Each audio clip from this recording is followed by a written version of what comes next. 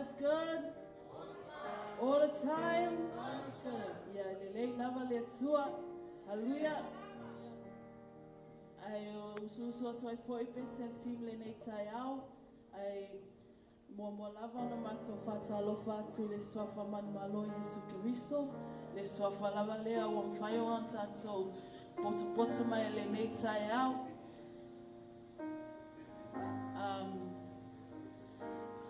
Before we sing our next song, we would like to say our greetings to you all. And thank you all for coming today for Koloseta Loi.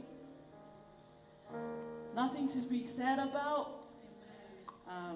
As you all know, if Dad was here, he would be saying we got to give all the glory and all the honor back to our Heavenly Father because He is worthy of it all. Hallelujah. Yeah. It's a special team le nei tai au susu na atu. Whatatalia tuai fo ile au mai e tatongo le tama.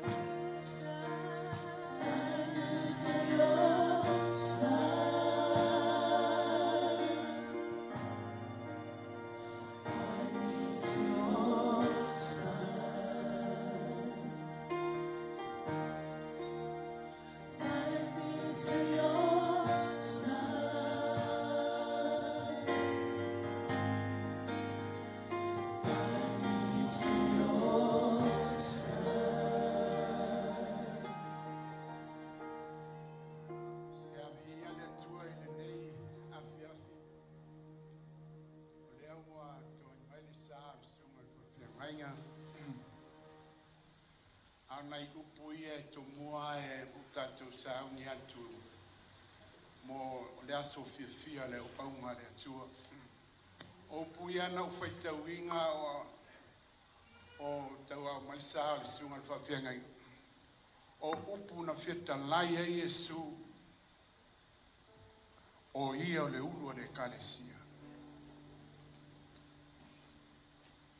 O nai upu ia ina ngwhai o na tātou to e te patau lai ai o ia sa tātou se. O ia fo e leo tātou o me si ui o lon soifua. Ia ma whapol kalamina fo ia tūlanga le aso o na whapea tuai lea. Me taupa ia sa moa ia mese le suma i sunga whawhea ngainga ma o lata whaltua. Whatalo whatele atu i o taupa ia sunga foi mautofi na luenga pala winga le atua fata lofa tu suafa man malo tatu ali faola o ia foi na le ugo le kalesia o mafu ai tatu penga mo le fa mo ina ia tatu faile vi inga ma le fastai le atua ona o mea tu pito sa ia faia o le amtanga malengata anga sunga le fafengainga wanga ngaluenga tofi mai lele ya ona peto e fa malo fio maia tala mai out at to fight langa fatas mai alo nganga fatas mai tato nei o lo se fu tato tu lo ye o ia il mene e fa penan tato fa foia te ia vi inga mal fa dai male aba mal fa lo alo da mama to vi ia lo fio nei ya fiaf Mato sauni a batu le vi inga ma le whaftai lo fia wa oel amatanga o e foi whai uma.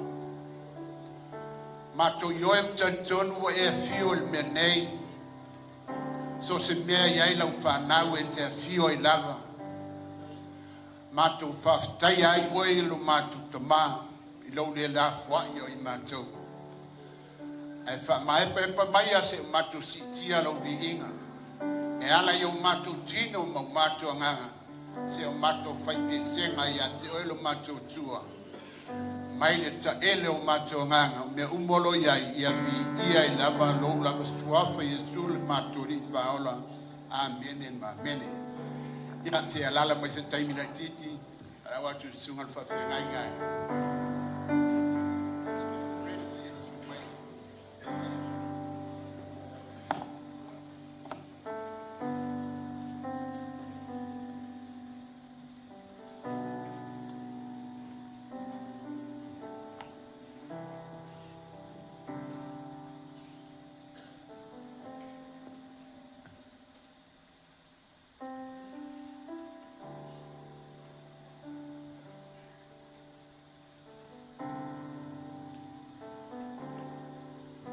Tato sauni le fia ver tato taulanga whaftai tato taulanga vi inga i leli te logo tato malama i mafuanga wala in tato o mai tato tau mai e celebrate fatasi leolanga wauna o lana auna o soifua maola i tino awa wala wina i le tua o ni upu mele a fionga le tua e taina e tato maftanga ma tato vi inga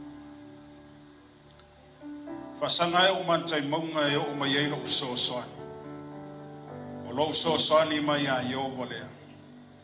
O le no whaia le langi a tō malalangi. O Iova lo paolo lea i lo tū tau matau. Leo leo Iova ia te oi mea leanga umalawa. Leo leo mai o ia i lo wanganga. Leo leo Iova i lo urufafo mo lo urufale. A mata mai nei lava e o i le whaavau. O te whaftai a Iova i aso malawa e lea unoa. O na vi inga i lo mutu.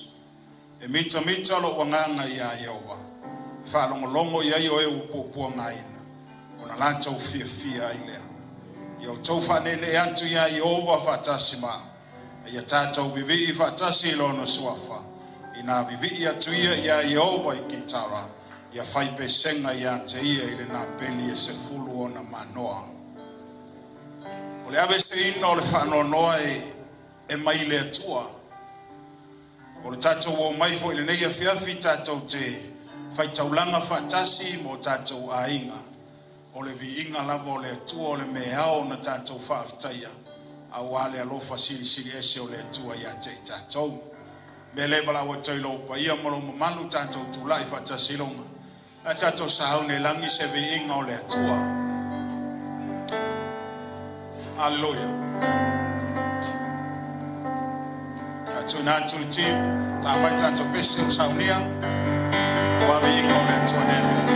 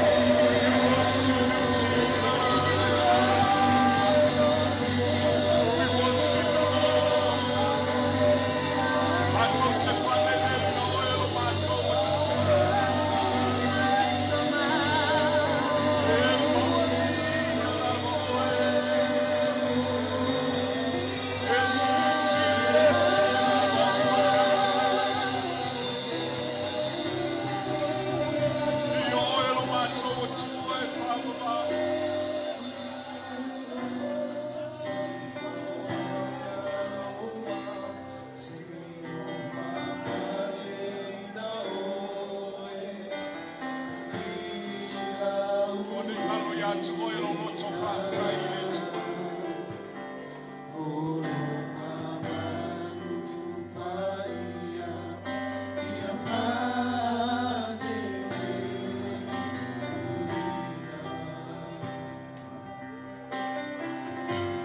Angala mole tua e mai el mafana fana yo tato roto.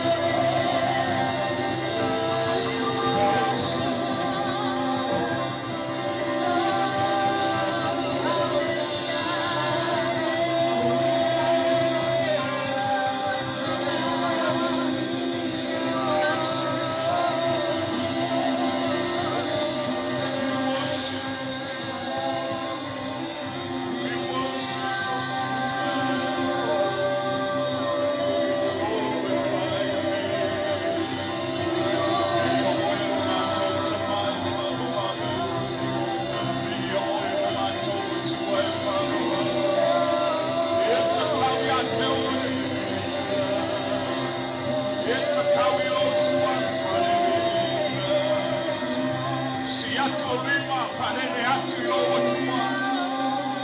Pese le minga o le tua. Hallelujah, Jesus.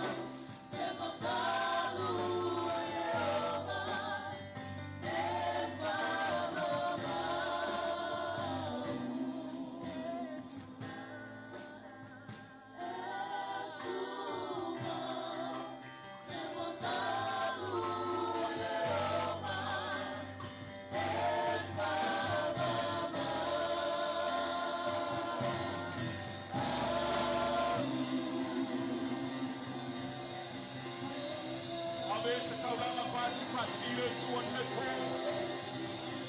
Patia yo lima ya teia. Hallelujah.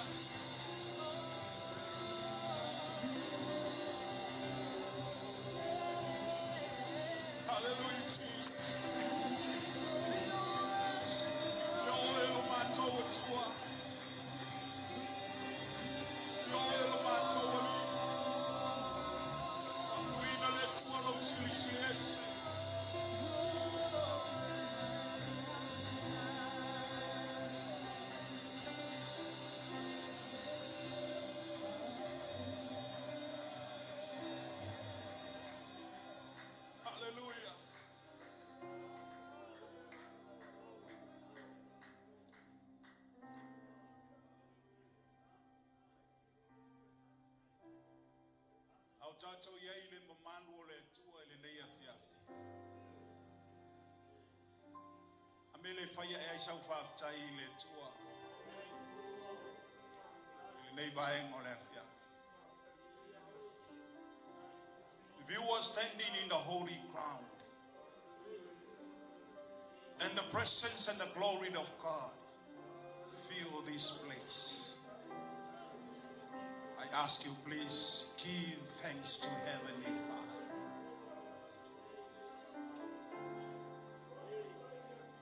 Give thanks to Heavenly Father for everything He has done for us.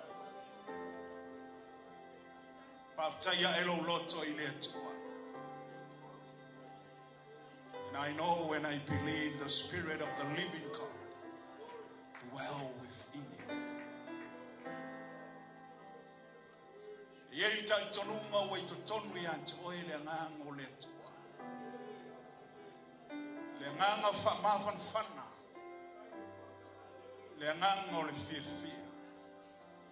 The Spirit of God brings the joy, the happiness of our heart.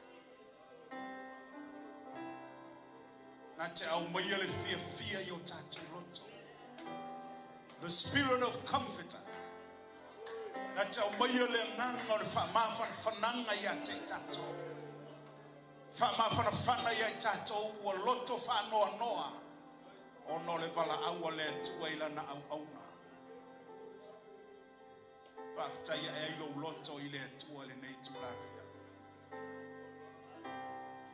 Hallelujah, Jesus.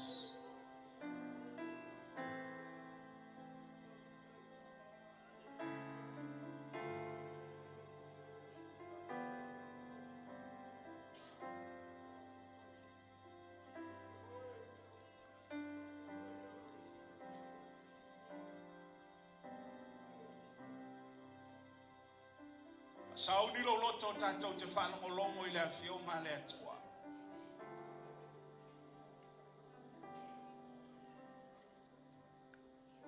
Prepare yourself to hear the word of God and allow the word of God to minister to you. Ya umaya le upole atua seisi fia yo tato loto. Atua tule awo sumastanto peshe oleo le awala baye ile afionga le atua mo tato. Sungal tata ya wao le new assembly of God. Sungal fa fengainga ya sana manbele uwa. Uyo le awala mele upole atua mo tata. Just open up your heart and receive the revelation of the word of God through His servant. Ana auna ya sana mole ufa wina le atua le. Osefe au mo tata o la no. Hallelujah, Jesus.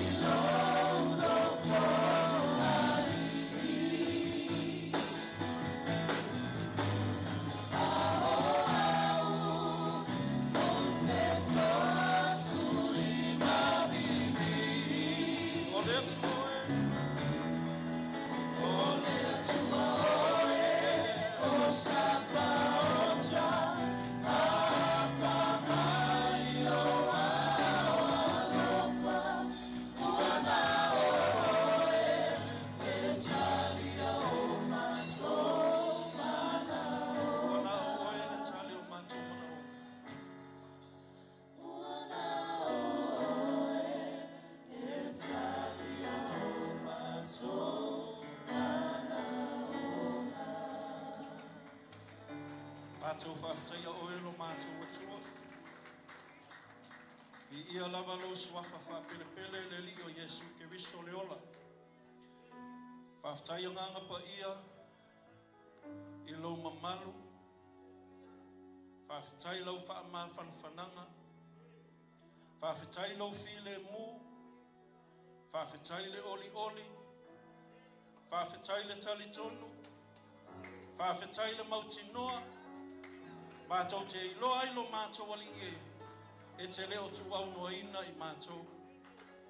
O lo wanganga lea a iai le mea nea iai le saulotonga. O Yesu na e whetalai o mea e o whanga iai a etua iai le oti. Ao le mea fio I oia nganga pa ia iai le saulotonga. O le saulotonga moni lea o mātou whanongolongo I lau upu. Ao mātou sitai iai e tu sauloto ai mātou e ala I lau upu moni. Ao mātou sauni e whanongolongo le atua. Whaongale mea whainga luenga e awala tuai se whiau le nei pō. Nai o mātou a inga wa poto mai o au auna. O wō mai māsani o Samoa atoa. Mātou te talo nganga pa ia whetalai oi le nei aso. Whaongale mea whainga luenga. Ai se whamanu o mātou loto I lau mana vanga I le nei a fiafi lo mātou atua. Mātou te talo le toto le o Yesu e sausawina I le nei whale atoa. Sau ele lau whanua le lau ele ele. Ai se o mātou tutu le pa ia ma le mamalu o lo mātou atua. Whawhitai lo wanga le lei. Whawhitai lo alofa. Fo iatu le vi inga I ate oe. O no lo swafa Yesu o mātou ole no te talo e nei. Tātou alalanga whatasi. Amene. Ia le tua. Alanga mai amene. Praise God. God is good. All the time. All the time. God is good. Ia le tua atalofa le au na yo au tafa faisa tala. Tala e whamanu ia le loto. Praise the Lord. Ia le li.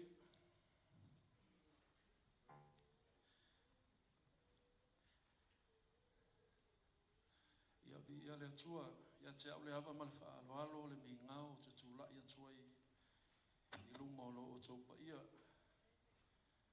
Anele pa io ainga na lua ia e mese fole pa io Samoa wa poto mai tal tono le wa o atu se fata alo fas fa fe lo ia le suma le taitai le nei aso io le ale o tele la ia se fa makalanga tawia na o fata alo fa atu I le mamalu mo le pa io mfenta tu fe lo ai suma fa fe ngainga mo na tu fole tua pa ia la silasi o le malu nei wa tatu iai tapa au maainga tula toa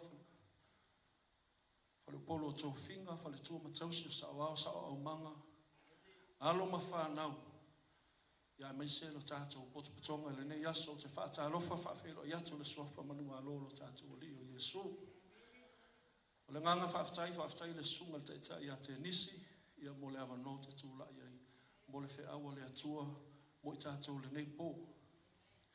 Greetings in the name of our Lord Jesus Christ, the one that saves our soul and our redeems us from the bondage of sin.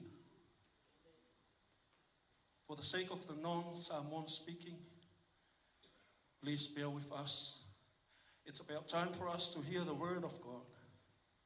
Allow me to say a few words of encouragement from the word. From God's breath, the inspirational that inspires us spiritually. So bear with us and may the grace, love, peace of God be upon us all. Whamanuia lea tua tātou maftanga ni aso. O te loa leo tātou o se teimi tā ua le whi awa le li. Pōna pō sātala no mele sunga le taitai ia. Sao ni la sunga mo se upu wha manosi. O le pōwhole ni. O le family service. O le tātou maftanga wha ale ainga. Ia o tātou foi. O le au ngāle o le tātou maftanga wha ale ainga. Se o tātou moli mawina. Le soifua ia me se foi le mea alofa le atua na wha pēnao na wha manuia ni au ona. Sunga I le whawhiangainga ia Koloseta ia vai ane fo ile a fionga ia Papalii Tele.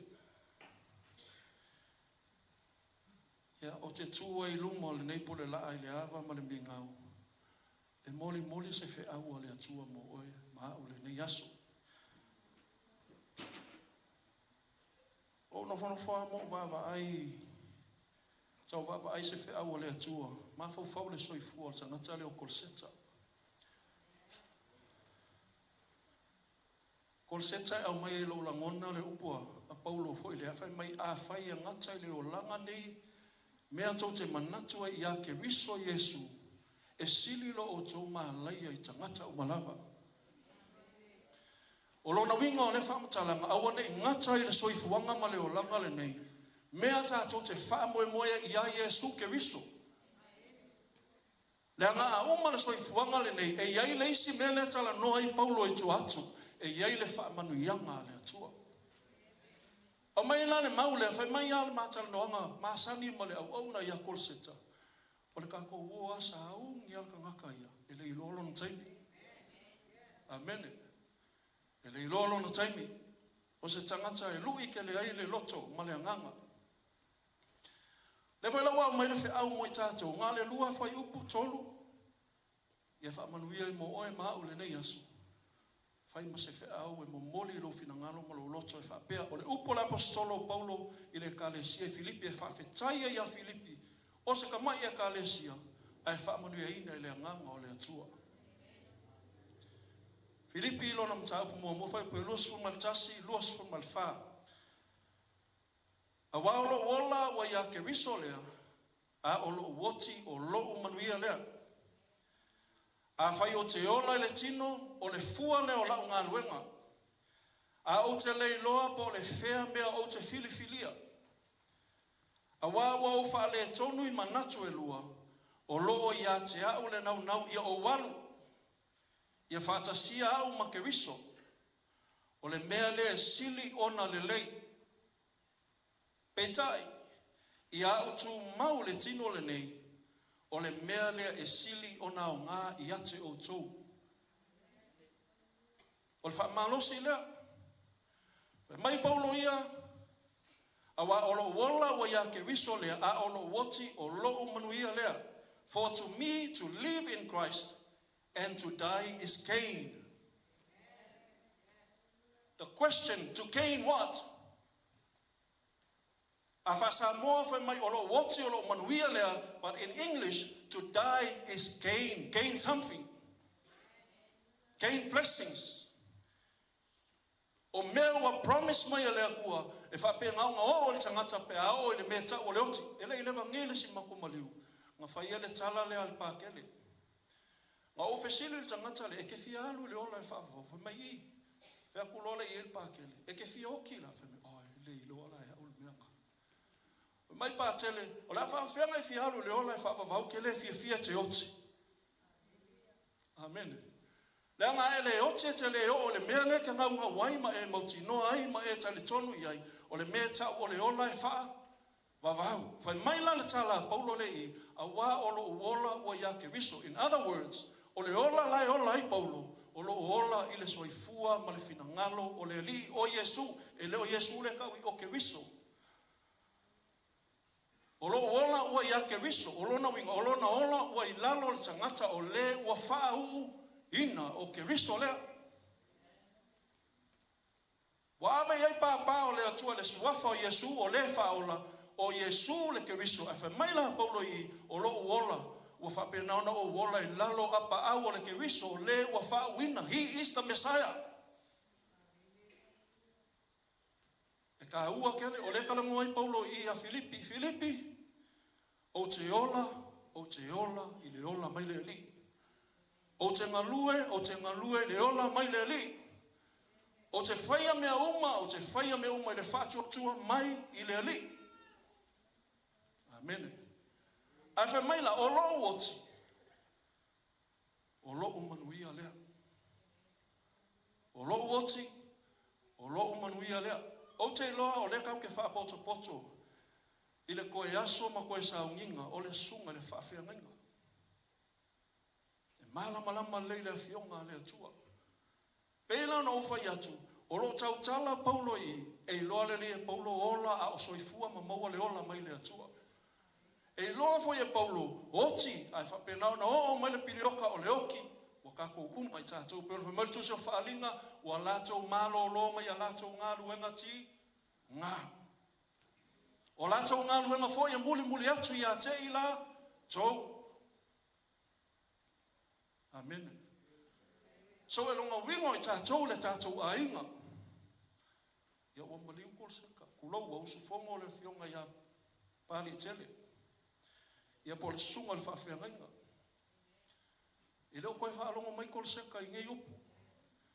Ai au ngā le ka koua whiawhi whale ainga le. E tahaua mo oe ma. Pa i o ainga. I o ngā kulanga whaalupe ina. E tahaua lo tatou ola i le ali. Tau talai foi Paulo ia Korinito fe mai ele ai se tasi ola o ia mo ia lava.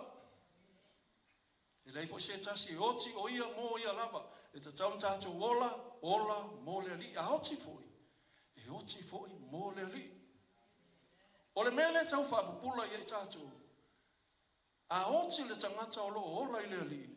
E ia le manguia le kaukalai Paulo i. Amen.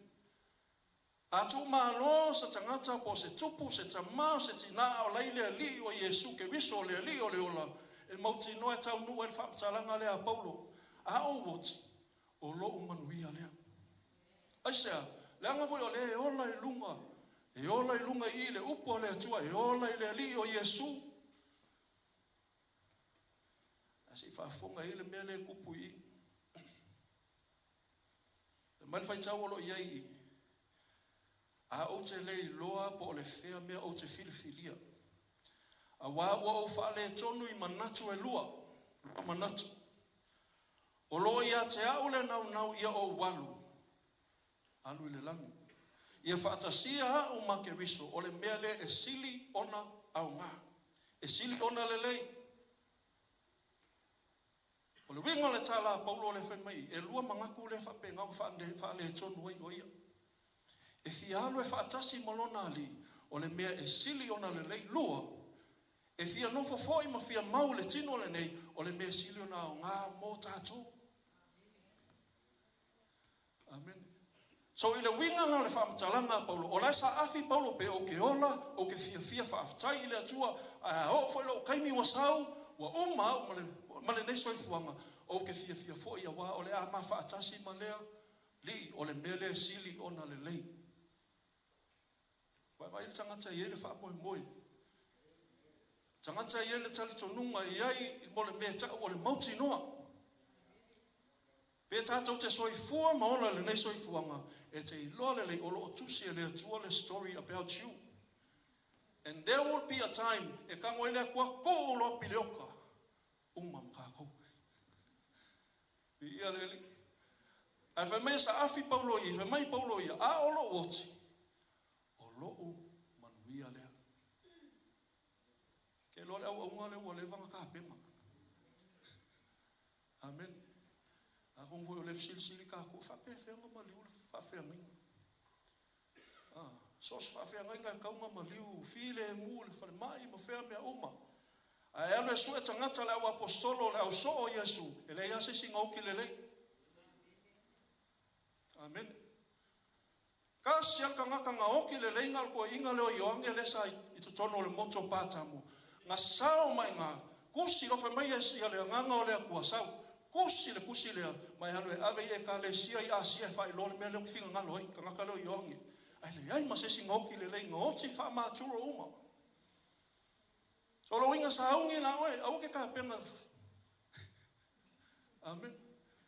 Ke o ka ko la ve ka vale feoti afinga ngalo i le kua. So be it. O le kaimi ngau manga o le kua vaku i ka ko. O le mele tau tala ila fionga leli. Ua e oti oi leli. Fai mai loa le leo ngā langa ia ionga o kau kusi le kusi o whaalinga. Mai tusi upu nei to tono le tusi. Amu ia le oti oi leli. E leo fai mai e oki fi le mui longa moka. E lo fai mai e oti fi le mul fale mai le ai oti oi le ali. E fa fenga yo e le lo ka ko. Tulo. Ale wa mai ele apostolo Paulo. Mai awa wa fa ma lo ina mai la tso ya la tso nga luenga ti nga. Le wa nga ko se ka le vanga ka fa fe au. Ai wa ele passion o ka le ministry o ka ngoa a ko se ka ya e ka wa ya lo na vala au. His calling. It's a divine calling. Ele faya ayele me ta o le divine calling. Ele faya se longa wa kumu mai ka ngaka. Pol mo pa langi se longa wa va kulsia ke la ai fai fe au. Amen. Ko asi le lima longa me okay I'll go. Ole mo lo ko kongi. Ka ko sa mo se ula ka ko so le kua ele. Ai fa fe kai o mai alu i me ka le kua. Amen. Ola ke sa ka mo fai ave no vala unga le kua. A uma e ha nga o mo lo wa inga vi ia le tua. The passion. Ya ile o unga le ele fiu. Ke lo fa alo mo kala nga ka au ti nganga. Le fa mai le apostolo Paulo o ki nganga so le mangui ai. Mangui ai o unga. Alele mangui ai lika kulo le fale tua ya lika malfanga pe mai Paulo a o mau ingei o le me silio na tahua mo o to a so i fuele o nga ya Koloseta o a me le le nga fai Koloseta o le asfa mangui yanga nga fai Koloseta o me le nga mo ka ko a fe mai Paulo ya o fialo ma te fetai ya i mai Yesu lo wali o le me sili ona le le ia te ia tangata whaatua ia Yesu ke wiso. Amen. E pia wala whal au ma. Amen. E o fo ia mātou whai whiau. O lea whai lawa e kau paluko ko ama ko o lang. E le wha pia whai ala ta o lor whai whiau. Ia ngā. Pia whai ngai o mai le Facebook. Totally agree. Skyli wa. Amen. Perfect o makako. Le ai, o le foi fi ngau a. Fi ngau I tātou.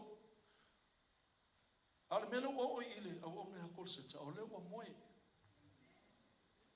Tau tala I Paulo I o le, kalesia I a Tesalonia, o le mena kufea ke ia ke o kou o lo kau whape ngamo fe koi o kou mawhawhau I e o lo mo moe le ali.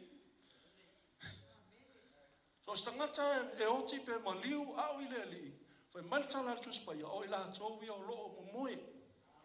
E iai le aso e whaalo moina I tātou le leo le pū o le angelu sili, ma le angelu o le atua, ma le leo o le ahua. O le aso leo le awhawhang o ila tau o lo mo moe. Mo moe o I le li, lau kamai whai kau kuwha umaloa. Mai Paulo ia o te loto ina ia o tau I loa le ausoi, I le mata upu I e o mo moe. Ina nei o tau whanau noa pe o isi le aiso la tau wha moe moe. A wa a whai tātou te tali tonu. Kali kongu believe. A whai tātou te tali tonu. Ai ke le iaro e whai sau ngaluenga. If we believe o Yesu o I o lo tātou wa li ma lo tātou wha ola. O e ola. Romas fulu whai upo ivas fulu. Ai kali kongu ilo loko. O mai ele a mia tonu ma le kau kingo lo muku o mai ele ola e ka hua kele kal kongo mai awa a fai tātou te tali tonu ua maliu Yesu ma toi tu mai e faa pe a foi ona au mai ele atua faa tasi mai ia e o moe ona o Yesu a ia kele loko faa pe te moe faa le nganga alai te moe ona o Yesu ia le li le ala wa moe le sunga le whawhenga inga. Au tātou nei o le so I fua maola pia. Ia ngā I elwhi au leo. O angalu enga le leinga whaia. O kauska ngaka osi a inga kele. I lunga a inga I a mā koi vai moso. I oi sale la valo. I o ke lohu o voi oi sakpali. I langa o le whenka o le. Whae mai pāpai o. Aleluia. E o voi ai e ka le sia. Skanga ka yosi ai malele. Le ala wa tofa le ko wa moe le ko fa mai tavita. Oi a we wa ma wa ia o penga o le taua. Ele ko mo skol seka. E E koe fiu se si kaili wha kol se kaili, koe mau. Amen. Lika ma le ngofo alo, malo. Malo le kausi. Malo le alofa wha perepele le au ngā le atua. Malo fo le finga au ko kongo le ngā luenga le kua wau keiloa. E whea ulolo alwhai whea au ngai lo ka koui tina. Le ua kako kau mai le tau sinima. O le lua whea ngainga o le otu. Au lea lava e au ngale sunga ya Koloseta. Wha mawhana wha maise atu le atua. Pei o le upol kai ngi aso o lea kua au mai al wha mawhana ngai ati tatu. E le mwhai le kupe. A kongo e maa ngai a e kasi ale aso uma hoi lo fia lo fi le mu le kupe. E le mwhai le ka mau a inga. E le mwhai ka ko wo. Pa ua nao le li o Yesu Keriso ma lona nganga e ngā lua i tato e o atu ele mawhanawhananga i ate o el tina. Le whanau mai ia politi resa i o ifo le ukamo Jos. O koe upo ka vika ngā whai i a Solomonga e mā vailonga kali o Solomonga.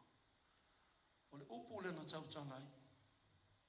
O le a o walu i le ala o le lalolangi uma. Ia e wha malosi ma ia e wha atama tane. Nā leo inga ngā mea. Be strong and be a man. O kol se kai leiro e zeu ingos whawhawhinge kulo. O le tane, tama tane. E mai ka vika Solomonga, ia malosi lo loko, ma ia e wha atama tane. Ma ia e manga kua polo inga uma ma kausi mea uma kula fonga o lea kua. E unga ofa iatu ai i ate oi. Ona e manuia la ia. E leke le solo ese mai fo i le nofo ali i o Israel. Le whanga, kau ave mea ngā awa au koe au ngā lea kua ia ke oko.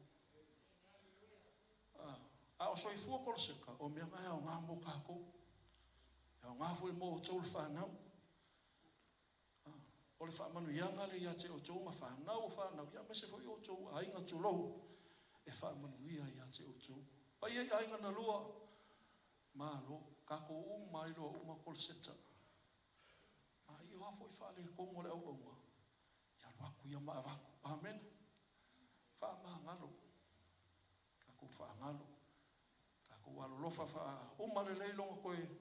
Kaimi olo kako iai le ngeiso i fuanga olo iai. Tato uaku Koloseka uaru. Ia lau whai ngā luenga le kua. O eo lo so tau au ma le sunga ia Koloseta au so i fua mai o ia. Wha maa lo le whai wo le lei. Whai a inga le lei. O leo ua sola le si kako lupe sa wha lele. Ia e kako ave a ia i pia. Wha penao na tato wha awa wina apa au lea o le lupe. Lo lele tau ave le fe au ma le tana le lei lo tato o li o Yesu. O i o le ola. O i o le ulo a inga o le ulo e kalesia. E ulu iai nuu ma malo o malava. Le li o Yesu Keriso. O le fe au na mo i tato. A wa o lo ola. O ia Keriso lea. E iai lo na winga. A o lo oti. O lo o manuia lea. O le tato talo. Whaftairo mātou o li ie. I ia lava lo suafa ia lai lau fe au le nei aso. Te whamanatu ia tau a mātou ola, i o mātou lo ola, e tusa ma lo fina ngano. A mātou oti foi, e le tau matea lo mātou oli ie, wa e tā pena ma saunia lo mātou no fuanga i le langi, wa e saunia ia i lātou, wa e whaatua tua ma tali tuatu i lo suafa. Mātou talu whaamanuia le mātou mawhitanga, anga le lei i le tina i halita ma le whanau, a mesel pa io ainga na lua uo mai masani. O i mātou uma o poto i lalo i fo le nei fale. Au mai a pea lo ma malu lea. Whapea nao na mātou lango na ina i lo fia. A mesel oli ma le file ngu. Mai ate o e fo i atu le vi inga i lau fio. Tu mau mai lau wha mani anga ona o lo suafa Yesu. Amene. Amene. Iau toi tu atu tātou tai. Ne tu lau le fia. Whaftai lau.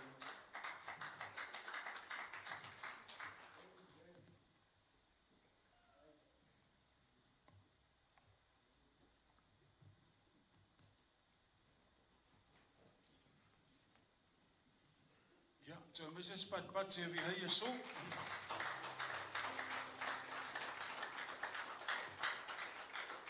Af time mo le fionga fa wina le tuan lipo.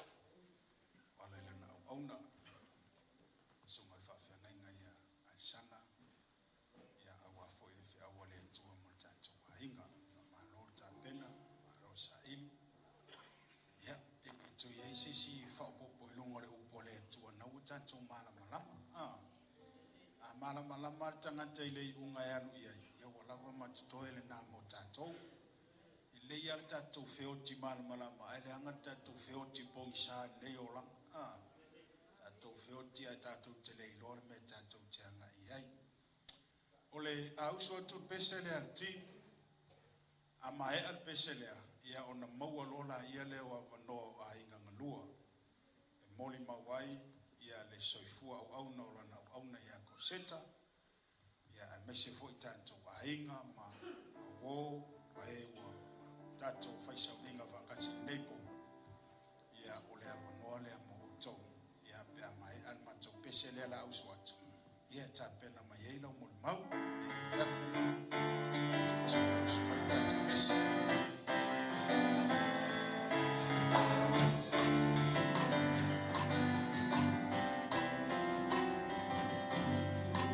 Soy, soy, soy, soy, soy, soy,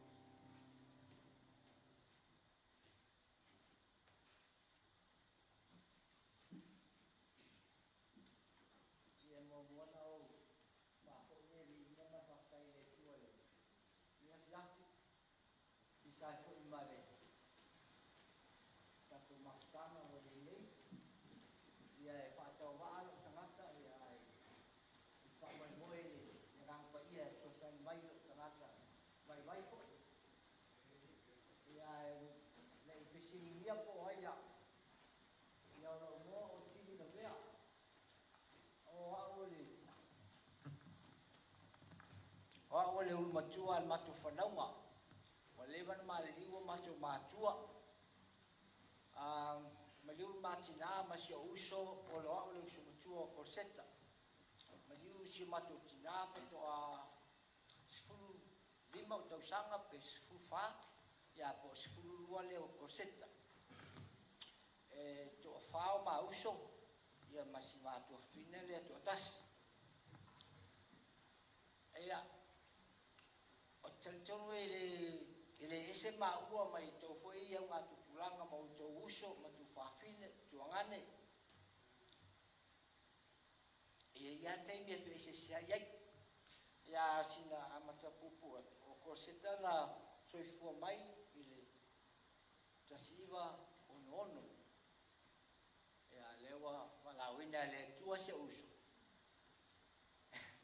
ia sina ngalo le tua le sirotu sisi ma o langa pe me masani ma laiki maya mati taalo matau emisa eu ya ele va pe e tale silesi o ma o langa foi ona ile inyo matu matua e fa mo ele silesi ko fe la va mate fio e look after ele silesi malawina nei le tua se uso o leo te no foi Australia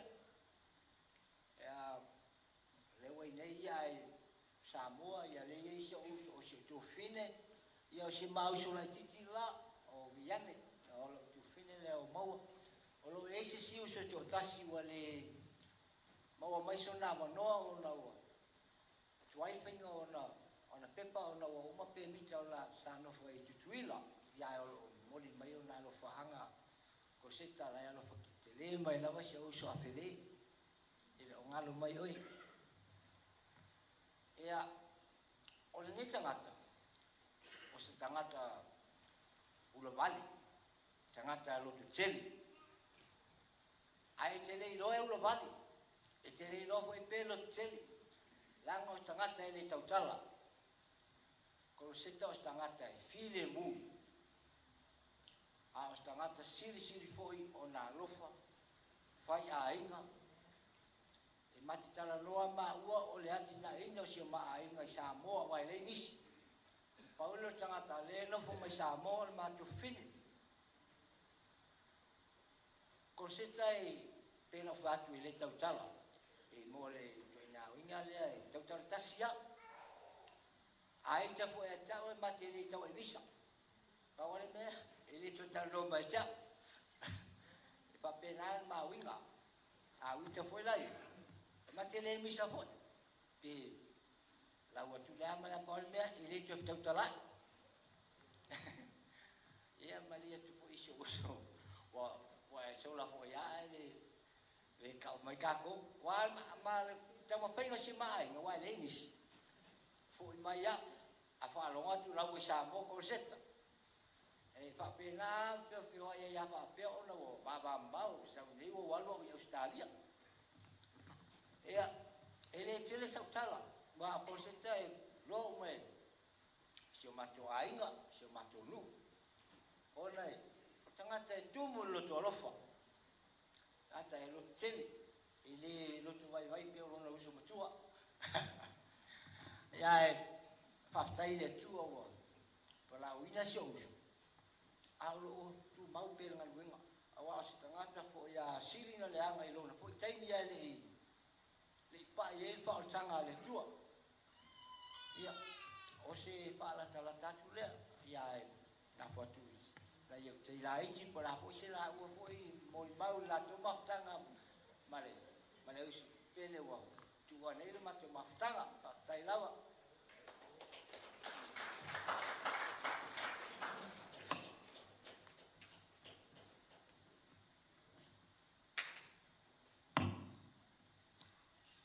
tai manoa ai mo no fatulo tai o saninga fa pe au na le atu ai mai se ainga bo mai masai mai ana lo fa ya Koloseta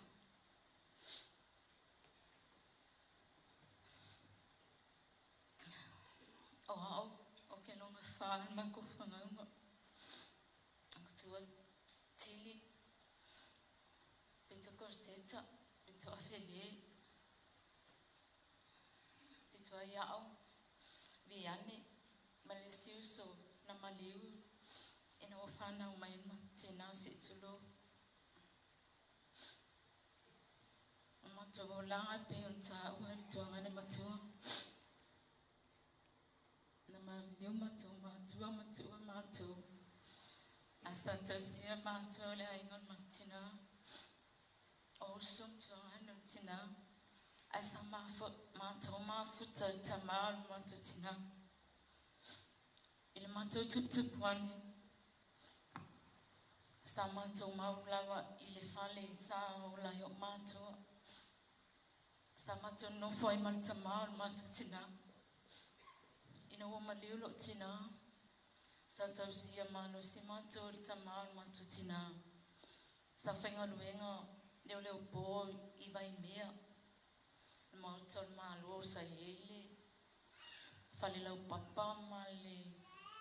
Fale pui al malo ya soye.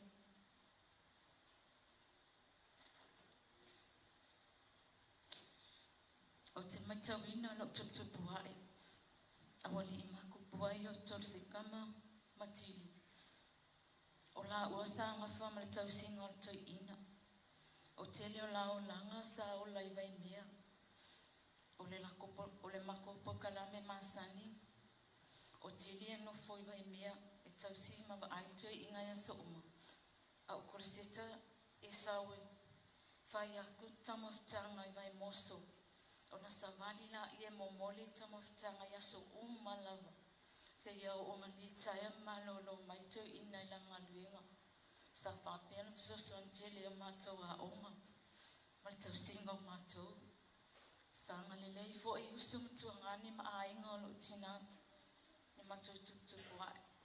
Whawhetai le tua. Mo ia tangata lelei sa matou mafuta. O le matou o langa. I te tonu whaloto I whali. O ke wa aia lava o kuangange ia ko lua. E ka alo lava la ue kuan mako. Le mako whale o sa ia le mako. Lau piliaki. E whai e la ka longa. Ke le aso whalongo ako whai mai me sanga ko lua le. Sa ia I le kong whale kaimilia. O ao, o tili, o Koloseta, viange, a Falana'i. Sa ia le si te mai tak matua e swa whai ata wata. Sa wha matua fo iai. O ke lo I Amerika kaimingei. O le tamale uson matina. Ai sa mafuta fatasi matou. O ia lalea pe sa tu malosi. I le whawhai lele ina o ao. Ina wa maliu no matou tina. Se fulu lima tau sanga o tili. E se fulu lua se fulu tolu tau sanga o Koloseta. E se fulu tasi. E se fulu tasi tau sanga o Falana'i. Ai ono le fitu o tau sanga. A o viane. Sa whaano tau sanga I taimilea. Matola iti lava. O ke mai kaunga uma mea umai kaunga mako whale. Matangata no whai. Sikoia inga kamama ko kinga whamatapili. Petueli. Sa matou mafuta I tonu whale lia taimi. Aluai.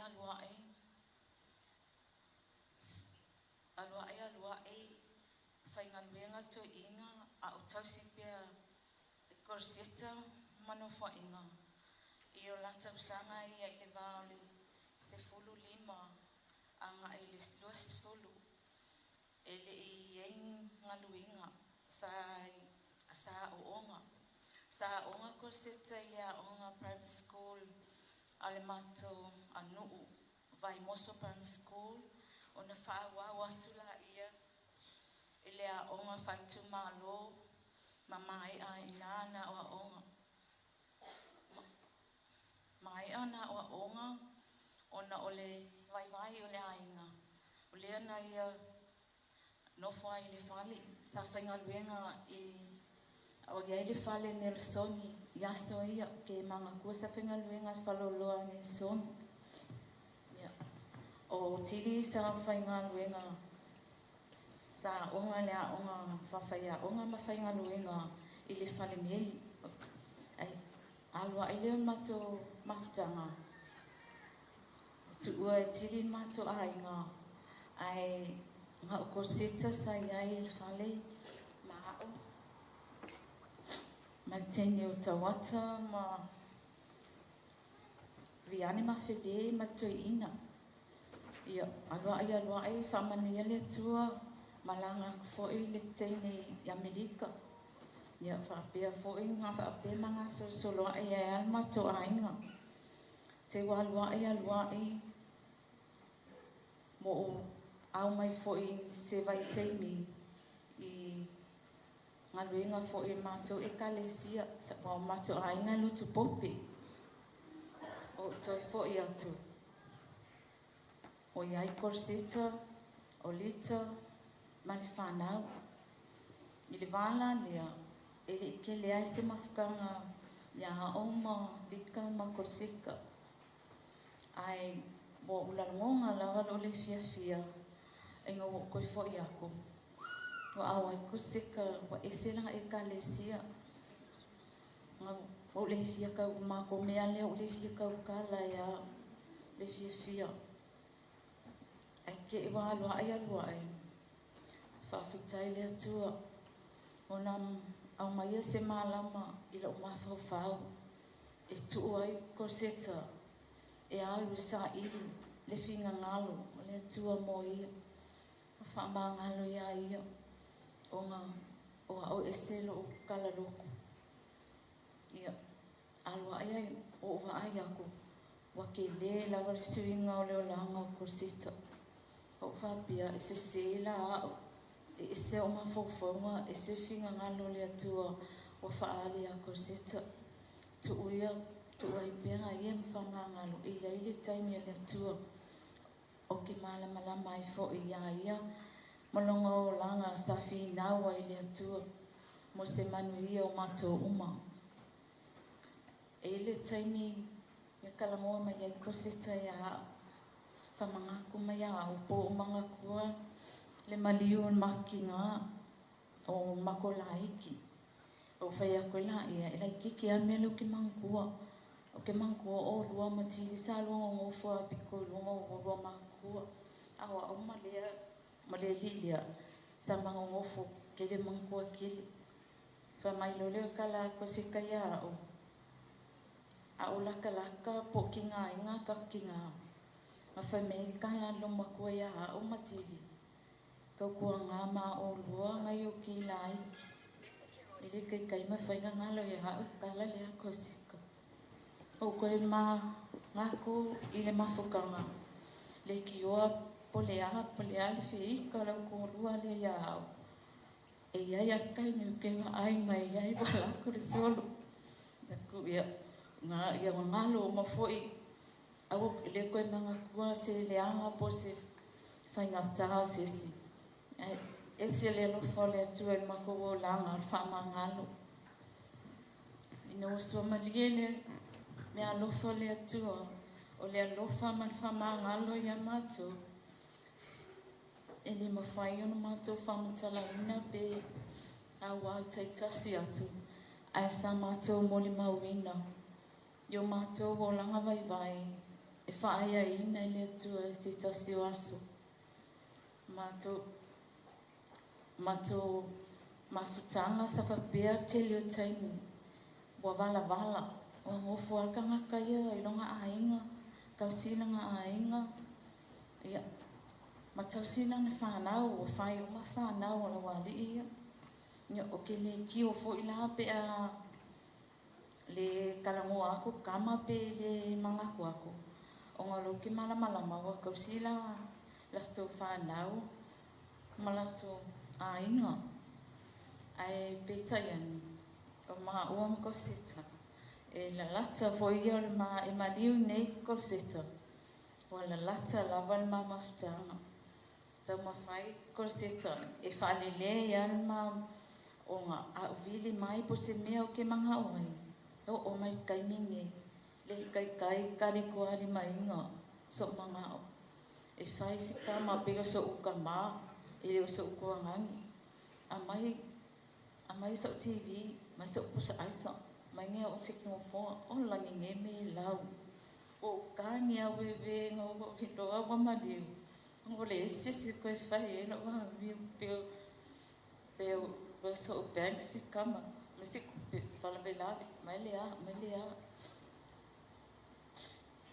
Mau e Koloseta tala, o le a whai matai o mato a inga i wai moso. Whai mai a au, e ke liwhi a alo makai. Mle ai, ke liwhi makai lango, ke liwhi whai whalawelawi whasamo. Whai mai, o ke le uwhi makai ai ia e mawhawhau e kako ki ngā, a le e fwoi se makai. Ia wa ngalo ko ai fwoi ia, ngongo fwaku mako ni. Ia, anga ke ngofo mai ngā e le loa kua. Whamalusi a leo a, ia ngai iwango iyo e aku. Ko walua ia, whai ngi makai. Ko kongi kupe ngā waku ia ngai ia. Ia, maloa, a maka loa sau, a maka ngā whalawelawe makai. Ia, o whaku ia, whaasanga e whala, ia e whai makai ngā ngai mga awan. A walawangi e whai mai a kia o a mea o, whai mea so o ngā ainga. Whai makai ngā. Ia, whai a le mea, whai sewa mea o vili mai, whai e o ai o mea whale loko o mawhukanga ki ngā mapi, ko ngā mea naulo. O whaasolo a koa mai a me e whai fwoi, me ko se ka oi, o ke lau loko popi. Whaku ea, me o a o ke li loko popi, ka hoi whai whala me lau loko popi, whaku oi le ailas me whapinga. Mang koa voi, o a oi makai, o ke makai ka koa inga, o sa peko ke makoa, ko te whalongo mea lau kala li whai ako whai mea la inga. Ia, o akaro, o posti ako lau leo, o whalalaha ko e makai, ia pā, ia le kau kala mai si kama, o respect mai si kama lau kala li whai ako. O le si aso, kai mi muli an mamafkang. Makala ngoa le si aso, ile maliu se kasi tina matua matu a inga. At sa pai ako asi o ko ngani, ai uma me uma, whakari mai ako, e su atu al sana, whawhea inga. Ma waku i e konga i e fisosoani a oi.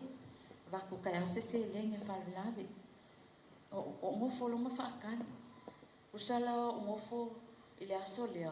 Whakakali a pole. Iai maa se riri ako. Whapera ma whawhau. Ai o pisi. Wale i vini mai. Ang family lea ia a o vini mai. I le se lenge whalalawe ma liu makua. Ai o le fia. Whiwa ako kari ni mai ke whonga. O ka moe fia o ka ho kali la ke fongi mo aka o fa ke ali ka boi la mo vili mai ai em le vili mai o fa pe o ma fo fonga o fa pe la ke wa i kali ka fa pe vili mai o fisili a pe a kursi o fa ku lo fa solo o fisili a ri ka fa o ne ke vili man malai vale e fa me ka le ai lo ke vili o mi sila fo oi o fa benga fisili be o ka le lo a kali a ku Pola mo vili mai ai di kai le masani. Ko fesiri lo ma fofo, bi ya o ese mi wo kupu. Ai fai mai lo male. Sa wanga le adiko. Ko ai o ka minga o fai aku ya adiko. O i au fia ngai ai. Karo fai aku se ka o matigo ala no kupu ke le lo o le vescava. Ai fa mi ka ke le lo. O fa pe o ya we vive. Ko pe me la ngai maua. Alo aku se ka ai Whake o fo ia alwa ko vai so ka lo lo ma fa ma lo o ko po fe mi o mai ni ka lo fa ia ko se mo ko ri ni alwa ia wa ka la mo ande malika e lo le ma ka ni se ko ia ko ia o fo ala manga po Malaysia so le mo se mo le po ngali ka ni la val vai so ma fofo uma o hori kama fai fofuanga whakake kia mai anga por kalam o isi kaimi whakake kia mai por kalam e ko sika o ko ka e ka ke kilinga me oi mafau iai o anga ki kilo ai o Pokalami e mai ele ma se o mafai ngo fai me ai ki fai mai ai ia o kalango mai ko se ka ia o ke waku ia akuso fa o malo halbenga o walu sa vai ke alo e vai ai no dika o foi mai lo ia e ila le fangoa ngakuli ia o ke alo e vai ia la fu o sa lo o fa mai uma fa makalanga ia ko se ka me fai ole o mau alwa ai le lo ia ma me o malama asili ai o ke pala ai o ke alo e fai ai alu e ke sau mai alu le deposit o mianga e fai mai alu o ke tio makangaka o ke le fia tio makangaka o ke vai o le makwa ke le o le ka wafanga longo vinga para ai lo loko al kama e ese le loko ke le me fa pe fa ke para ai a fa me o ke popoli ka kia mai ke a o Pokalami nga o ko aku ila o aku a so ani mai ke a ile melo ke mga ke alu su e pe por fangolo ke mga ai mai alu e la fo ku ya ole kupe ke mga ke alu deposit o fa kulo ya ko seko la finga lo le li mga ko ko mi el ka fango o ila ma fakia o la kali linga fai mai o ila ma fakia fa se la o afi mon ko ka fango o ila ma fakia a fa mai o ke popoli o le kali ande fa mai o ke popoli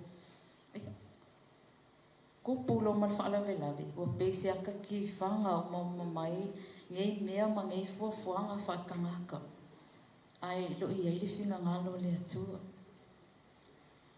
o me sa fam talanga ona o le winga lo kala o le loko kele fa val fale ai o le kangaka wa kupu o la val fale ave o longa loko kele fa val fale o ke fai o ka fefe malo o ka ana ka fa ali mai ai fai me o ka fa ali ai le ai ama se kale serious ko halang kala mo le ai ama se fa pe mai pe fa lo ko vai mai ya ke o pe fa pe mai pa o le kala a o ke popoli o ke fa ku ke sawa o le mai ala ku pe ke fa mo moli o ke la sa o pe lo li me ke sawa o ke ala deposit o fa mo ma fa o me ke mga o ai o ke le ka o se me kasi me ke mga o ia o maliu ni o ko fa nga ka o nga fofo nga o ma ia o ngo fomo pe kilo ia o ka se fa nga ka mai mau pe nga ka o fa mo moenga ia ai pe ka iani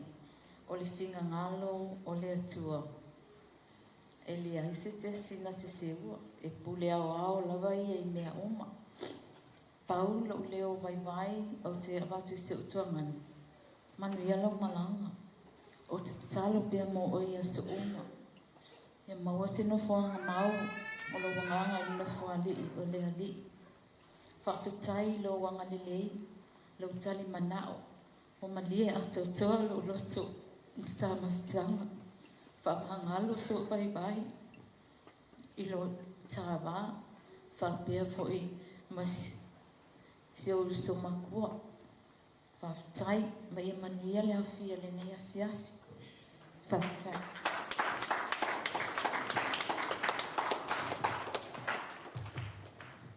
Tua tapu po le tua.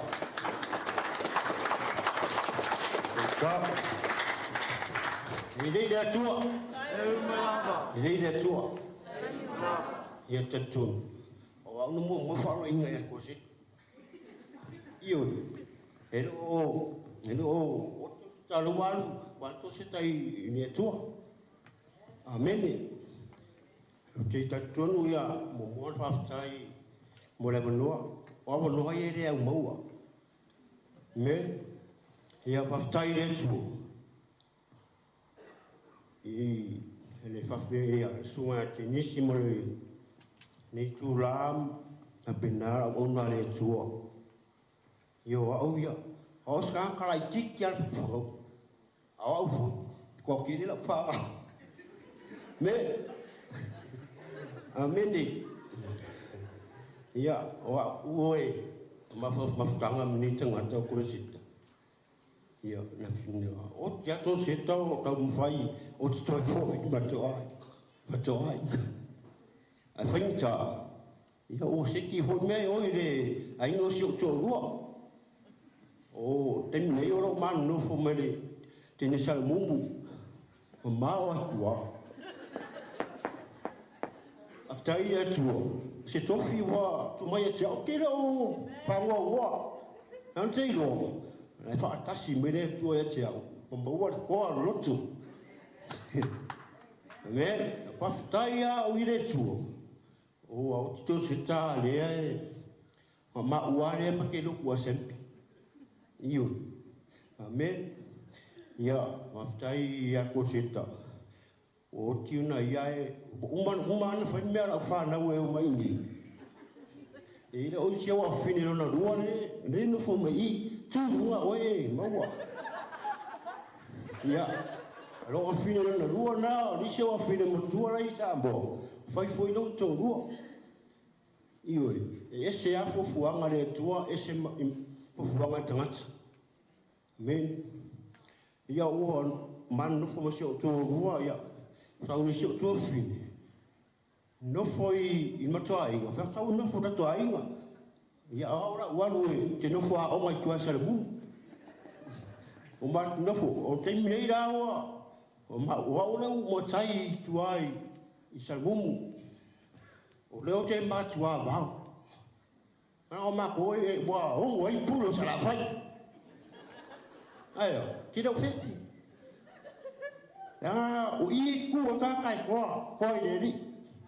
Wa ere a waro maro pare surui. O ira. Ioi. Kere o kangi fo i pue a. Rea e vai vai. O hal loko. Au se a.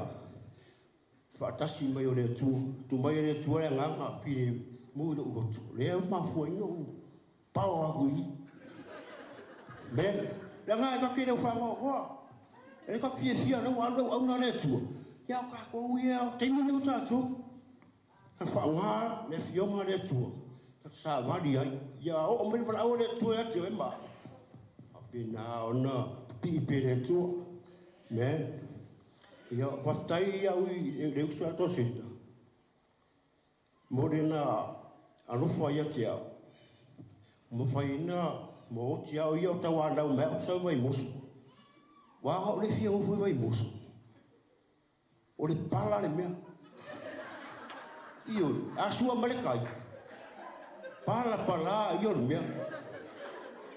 Ia, hapia, sorry. O me sunga mi. Nge mo fe o ki mako le mo moi.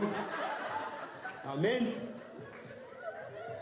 O le mea wa sue kingi kua lunga le ngongi. La kai pala mea i vai musu. Kare la ba fa ro ga ka ho. Ko i ku le pala. Sorry. Papalii asua malekai an lalu fali dia sap dia ngau kali fi ngofu e vai mos fi we ko se ka fe mai ke au ko foi mai ia dia o fo piaro ko fi ke vai mos lu pea o i sara mu ngau le ngonge de mea o le bahasa vali mo ku wa ki afal vai papala. Iyo. Kako fai makakari ho ngai. Au ko whanga o. Au ato se ka fa e whiroa i mronari. Te a kai mingi o kako. O kai minga so sa pase se ki sau. Bili aku ia di kamai. So e pase se ka kai. Alele. Pai aku ra kwala fa. Fa ku se ko bu ba. Ke dia. Pera su e bringi pasi se ala ku le rekongi pasi ko nu afe pasi ku mai ai le do ku se ko ru mai alu pera ngo ki se usu para que le mai ya lo que o fe me pasi ma mai pa ma pe go ka la sa usi como a fe passes. Ya mole scupe con el sau. Ko se scupe e con el ko ya sambo. Lu a fe i você lá o boi por passes se ko foi isabo. Se mo. Whawhekai lea kua. Nanga o ka kongu ia kua. Whaupopo me lea kua whaungu ianga iaki oi. Na koa ara uroko. Ua whaira ungu piwha. Iuri. O sau. Kere wale mesa ako paunga kambauru. Sorry. O leko pau si kenge mai wanu piwha. Mai, era whai aku lau rongo. Ai alu mare mea se au kama I nusi. Ioi, lapa, se la kufa mo poma la so. Ia usau mau, fia mora uafi. Te vai. Ia lo koe fu, lo mala ko ia pasis. Ia ora mo se o so kit, e alu fa mai. Ko e ngo se la o pasis se me ko koe. O kale lo mera foi. O fo va fa ile tu Pasi o mera ora mo se kupe se fa la bole pasis. Io, ia nga mo si usa ma kua nele. La fa kure o mo se la. Ya mo ere a fe se la uri ma suru e. E vai. Ia ka kumeka ko me ka kere vai. E ka kari ko wa le ku. Ma ia le ku kupe ki le ya. Oi, io. Ai. O me ka fia e se ka wa nga me. Amen. Ia. Ada la wan kursi ka rems. Ngal bisa se wa film kursi. Makiri kala wa ma kursi. E o mer kini ora se ri boga luis. E isi makala. Ngani ka ma ki se video ku po. Actually, o ti fa we lavi. Ka o ke mi moi ai wi ma. Ya, ku ka ba e o wa video. Sorry. E video ku skai ko ka pe vo. Ia whawhekai rea kua ro. Ne ai mai loke rea. Ia ape whawaiwai loka loko ia lo winga rai o kire me. Whawhekai rea kua. O umakai kuan makuai. Ho sau kuan makuai. Ko rua ka lofa mai a. I kuai sa mo. Apa mai fo rea inga. A inga yo wai pura salafa. Ali ngar ko boka ka ngar lufa mai a. It kai ngo sa wo. Ia ko ula, ko fo example. I lua ko ka ke lufa. Aya. Wa ka ke ko fala ngang ba ia ka kalo ko ambo. Oe ma. Ali ngo sa wo ni se lufa. Kai le ko ka ku mafka. So kira iki kian mafo. Awa fo ia, ili. Ini ia ua miu ili niuskaka foi. Aya. Ia ne ni. Kai le kua nge fia wara ni kake. O mafua aka ko nge fia. Ele fa ho. Iyo. Ia mafkai le kua wa ko siko. Ai nge ai de o ma ko ia na le feolo. Ia fai ska ko mara me pasulu ia ko ngaka lo fia mawane se soa yo ngi ngaka wa bega o kale ko fia sa o vai musu kai au ko foi vai musu pa palare mia wa o kia mia au ku nganga ko ngaka pa sekia ele ia nganga ko ngaka e o ki da wala. Ia, e se me ke mo mal file mu, e via le tua nia fiaf. Ia, a fai le tua. Ia, o to sita, le ni se ofine so so nia tu me fai el mato. O kalesia. Wanga le mula ke mo foi. Turi. Kamanga e kasi ale lo. E ma e kasi lo. A fia lo ke alo ke lo kusimu ho ngai. Ia karo fai. E mga kasi lo, so ale o kia pa. E de fa ora inga ka ngaka. A fa ora inga fu, so le kawai aku so le, o a mi fa ora inga o ko to le wa. Ho kia le mia. Ya kai de ku a inga ya fi me le boa. Kai fo ia o ko. Fa kasi mai fo inga ya. Ya. Ka ko le aka. E a mo ale aka. Ia o me sidi nga. Aftai ne tua. Aftai au na mo na mo. Fa fo Yesu. Amen.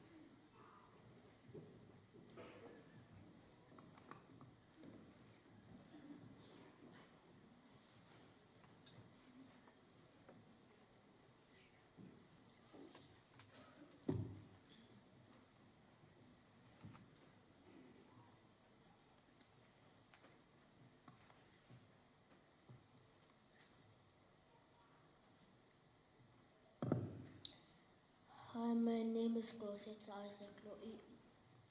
I'm named after my papa, Koloseta Loi.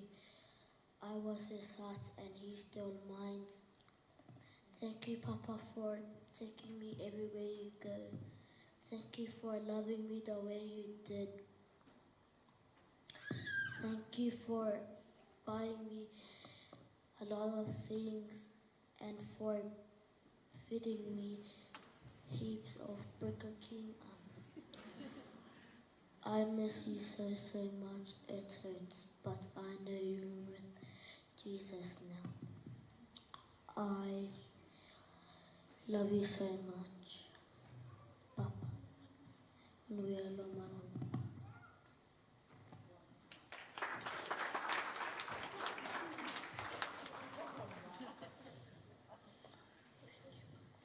Thank you, Papa. And the family. Thank you so much.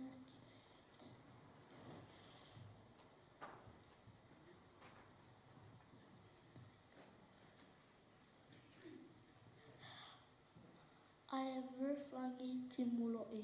I am the eldest grandchild of Papa Koloseta and Nana Rita Loi. I am his granddaughter. I have 3 brothers, Isaac, LeBron, and Tobias.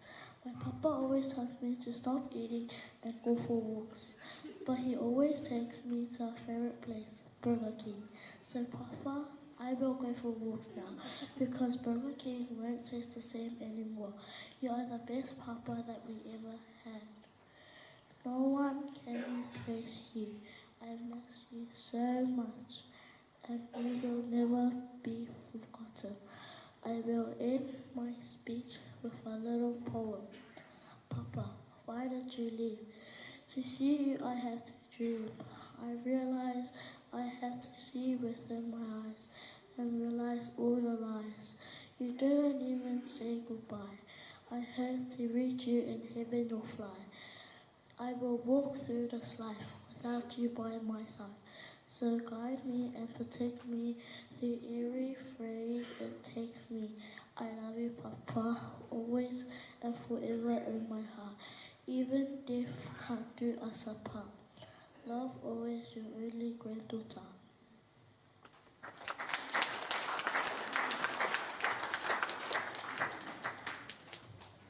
Following Goa Koloseta Loi. Following Goa Koloseta Junior Koloseta Loi. Elengalo oelo sama lofa. If amalosi lo tasinga ima yate au yamanuia lo malanga. Elengalo oelo sama lofa Yesu. Amen.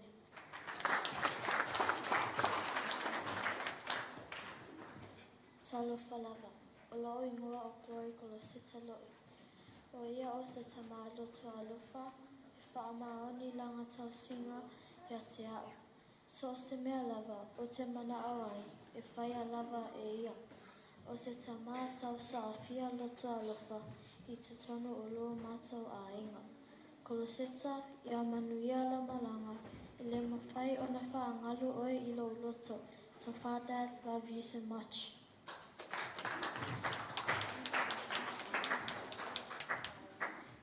Talawhalawa o loi ngoa, Grace Koloseta Loi. E bubu la Koloseta leo runge, no te puara mo te mapili.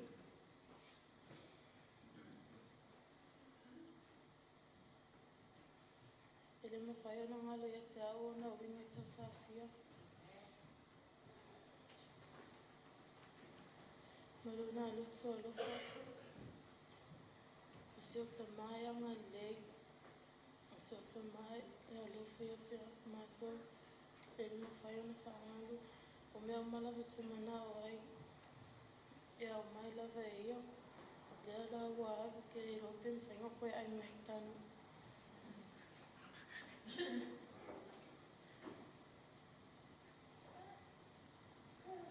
Whaftailo anga leia te mātou. E manuia la maranga. Love you, Dad. You'll always be in my heart.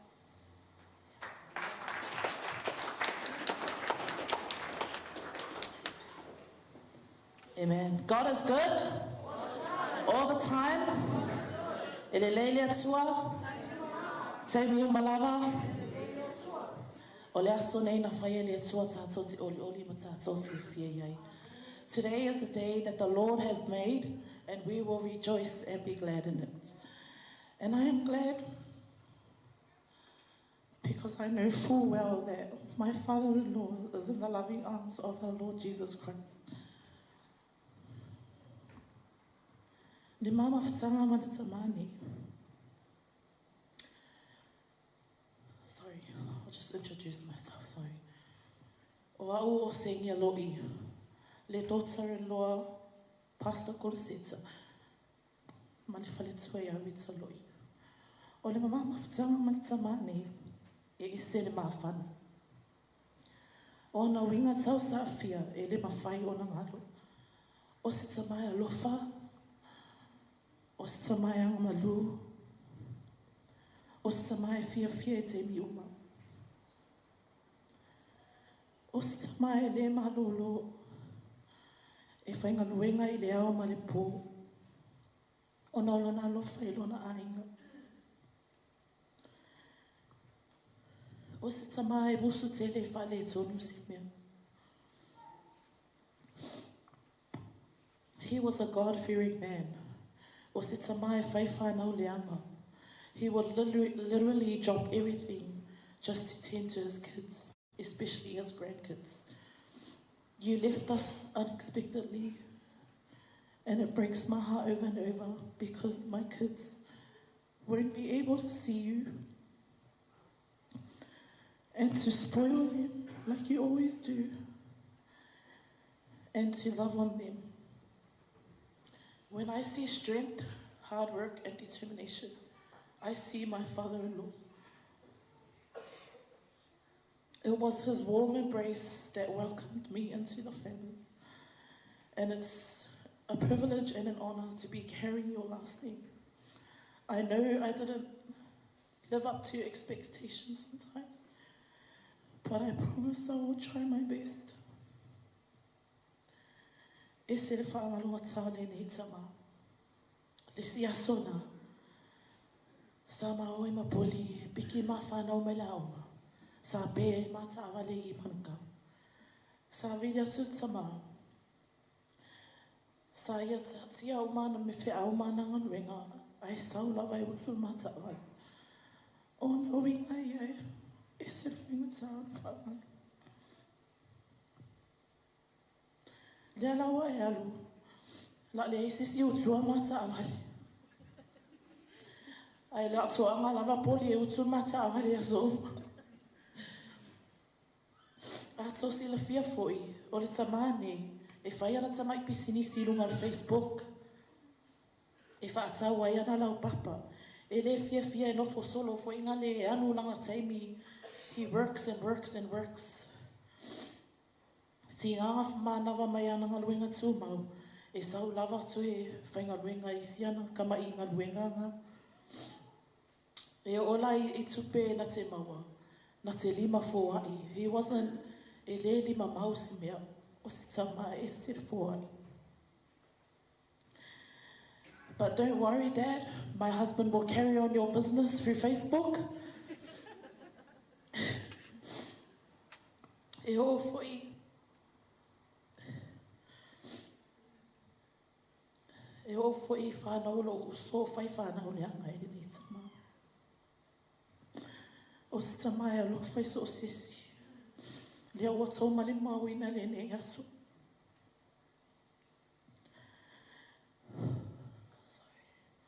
Sally, you won't be here to see your grandson.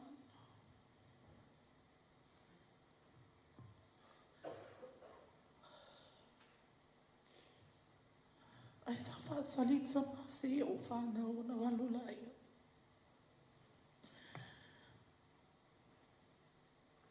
But I know you will be with us in spirit. And you will be my kids' guardian angel. Thank you for treating me as your own. Ole amisia lava lo leo itaya uma. E se leo fia fia e pese te mi uma. And I'm going to miss you. Wha mole wha manga no mai fwoi au.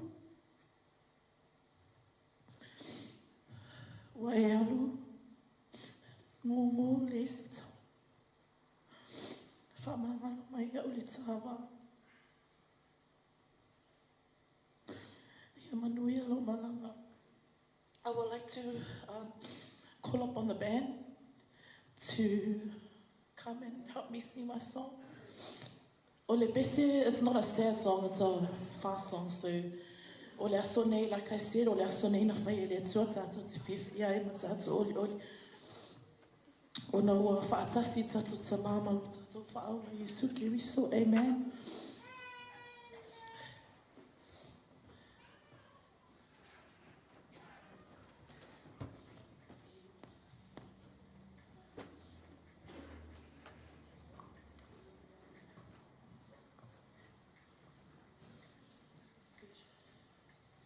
Ngalanga o le tama nei, e sere fia e siwa i aso sa uma. E o le pese nei, e whakpitua mo o e tama.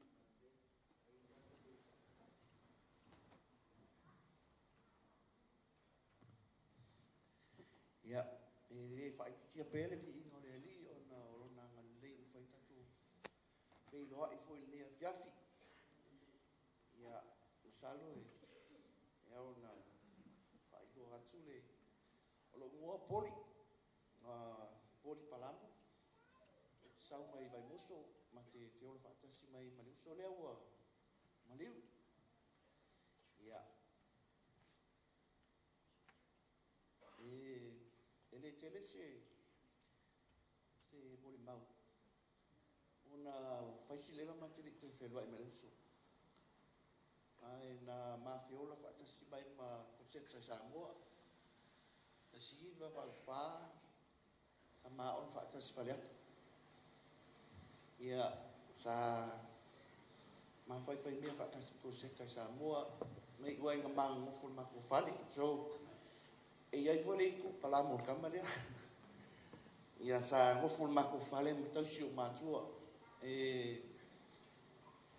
ile tasiva palfitu na mai na matogi na malo uso tua I loi kalastete ia pase se mai Koloseta kafau ona olo na ngalei tausinga fo I o matua ia ngoni mea ni sa uwai e reo lango nei uso I luani mea no uwai e reo lango nei tangata o Koloseta skata e loto alofa sa tausi o matua o nei New Zealand I le I whatamala tausi Koloseta ka pei lava una I matua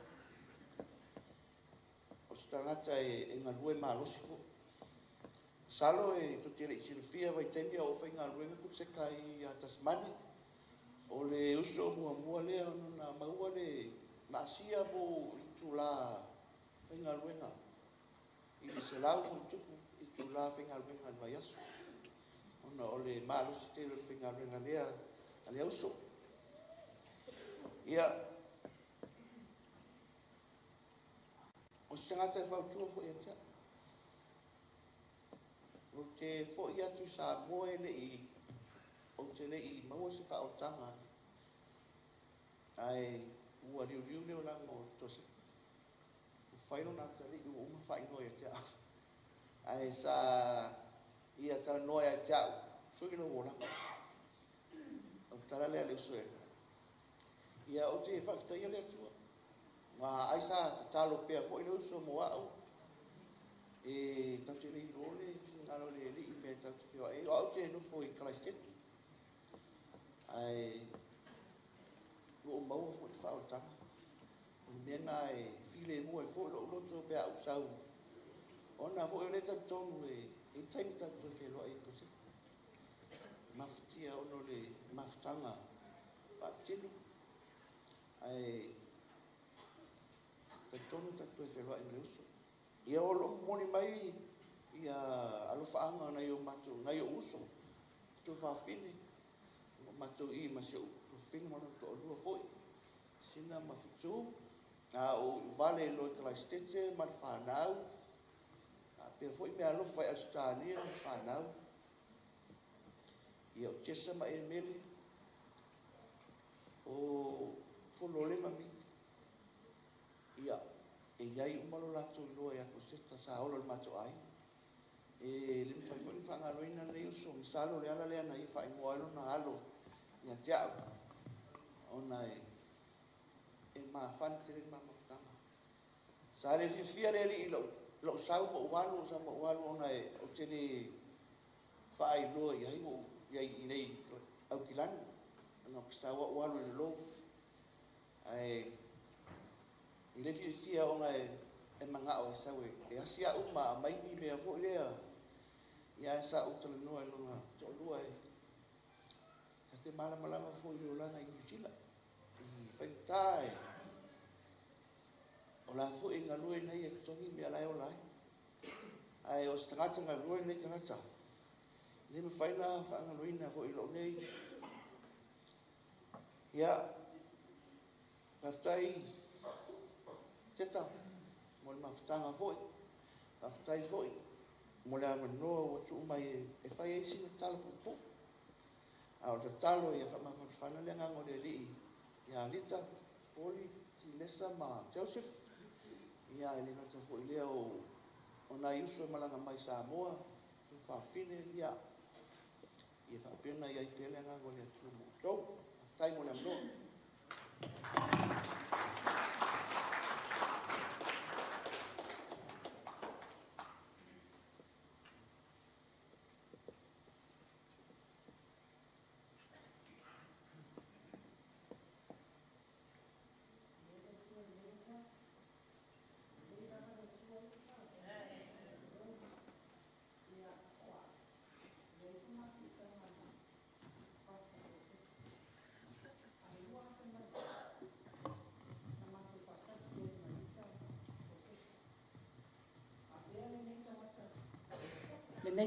le nei tama matua ngane ya tia ai uso rita ya tia o le nei tama fai lau tala au mai mai Koloseta Falana'i na uso mo na tua fafine ya atoa foi ma Falana'i tua ngane o rita mo na uso a tupu Falana'i lave i Falana'i Koloseta men tupu talwai nei vili atua Koloseta ya tia wa pe o a ulele o leo na na Koloseta a Koloseta ia no saule o alu fai me mai mana o le fefe aule ia tia wa foi ia ma fana le mate le mama fatanga wa fai pe o le tua fafine ma le tua ngani e o foi fai poi ponga le tama le mai tai o lo tusa a tu isesi tu o le tama a we ona le tintiti le na ia Rita ma Koloseta wa inana ma fua ele mato mafatanga ma Koloseta ma Rita ona la fana o le tama mai tai le e ta wa ya o la fana mai Samoa sa fai poi ponga na mai ele tama o mai tai na nei e fa po to ala utala ni mena sa over ai ale nei tama pe lava nga lua Koloseta o lona fa fine moni pe a pe o fengo tiresa le fai a fone na le fa pe o se tama la fai o la fino la fai la tilo na Koloseta i le mesa ia i le mato maftang. He is a humble man. He loves anybody. Doesn't matter old people, young people, whatever, a baby. No loa i le mea nana fai poi ponga o mai lau whanau. Fai a Koloseta pia o lana whanau. O le upua lau tamai titi le ango laua mai nei wa laina le sau. Aina mana o lava lau tama lena wo sili fai poi ponga. E sa we usu le pese lea, wa solo mai maunga. For my mom, I want to sing that song for Pastor Koloseta. Ai o nei le tai au, wa matua le ai ma se leo wa fulu le angata matiti. O fai atu loa wai, a wate popoli. La fo iei te ri e atire sama, ma le vai ngala le fai. A tonu lau te iloa lau pese le na. Le voila la wal te moni mana o ai le fai. E usu mo oe. E te awa lofa i si o anko o leo wari. Wana tu ama te o mai mase o tama le no fo maritina ya Rita. Wa umana miti umai ai malana whanau le te mina wo sili e lau tama i titi fai poi po. Fai mai lana tala ya te a mam Koloseta is a humble man. He really treats you like a sister, like a real sister. Not like your other brother. Ai sa o le leia. E lo tuangane ke vai ai ele pe o so tuangane wo fi we fa ye fa o la tanga la fe u watalinga na u fai la ai me sili la fa fonga le tua ya tia le avatu ya o to le tala ta lia le fa o la tanga ele se to me ma wa lo ta iti e moni na ta to lo ai le atua ai ta to te le lo ai le fa o la tanga le lo ta iti ya la fe ua atonu e wa no fai foi ya Pastor Koloseta ta talo pe mo na yo tuangani te manao ya talia le fa o tanga ave ya le fa o tanga e fa fitai ya Koloseta wa tele tanga tolo na ainga wa talia le fa o tanga ya wa te tala i me ana matolo na mo wale o nganga a mato a ina musu o fa pe ya to e pe tu o ai be le tanga tala vaia Pastor ya o la so mafua tu sa ese la so mafua le tene a la so mafua tu itua no fa matala tina ya Rita E lei loa Rita le vili atu o pasta ia kia. Fai mai lana tala. Sister, wakea. O ia ineu ta vale ave Samoa. A lea la mo whanongo ne. O lea na tu ea au kuso i Samoa. Lona winga. Na mana o pasta. E whaatau se ta vale masiona tua whawhine i Samoa. Na leina vili ati atea. O whaatu pasta. O lea kele Ford Ranger pe o lau Ford Ranger le ngai sa o watu ia. Wala eno fomaritina ia Rita. O toa lea so na whaatu pasta. Tasi o. Lau piki apula. Ma ia. Lau piki apula. Meo le tangata. Pea no whai atu. A ea lofa i sos tangata. E tali fo ile atua i o mana onga. Tali le atua. Ala kua pasta lea so ngā leno fomaritina ia Rita. O tu marita o whakwangan. E ko mai lo Ford Ranger. Ele ia ni si whapea ngā lu pasta kilo solo. Ia vai leo o maltaimi nei la ka mo e ale piki apu al toina. E mai ele anga le afi. O te poli. O le se fulu tau sanga e watu ele atua ka alo e lau ka vale ki wherua iai. Ia e vili atu la si toina. La songa fua. A wau te ilo ole. Lau tiro i lunga Facebook. O tu umai e Rita le mei lunga Facebook. Neu no vili mai lo le tina. Ai ke ua vili atu le si mai ta i o mato ainga. E o siko i inga o ko seka. Whakea. O mali. Whakea. O kere karikongu. Because o Taylor. O lena matala noa. I was talking to him. Whapea loa. Oh my goodness. No winga. O le la o manao. O ta vale la. Ele o sta vale avisa. O ta vale algo lunga. That's why he was asking for another Ford Ranger. Yeah, Pastor. Yeah. Wa e alua ke le whakofang kakala noa e te le whatofama i atea. Te whaia lava o e pea le tuangane e pele i atea u. E nofo maltina i a Rita. O le a lava lo mana onga e watu lo whanonga i atea. Le ma whai nofo. O te sau lava e whai. Ia a lewa e sola. Ai le ai sau whatofang tatala nofo. Ai se e whatofama i fo i atea. Ia e ui lea. Ia lono winga le taa vale le na tausai. O le taa vale ave e te arua e lunga i le langi. Ia paua lau tala pasta manuia lau malanga. Polly, Teresa, Joseph, don't be sad. Your dad's in a better place. He's in a better place.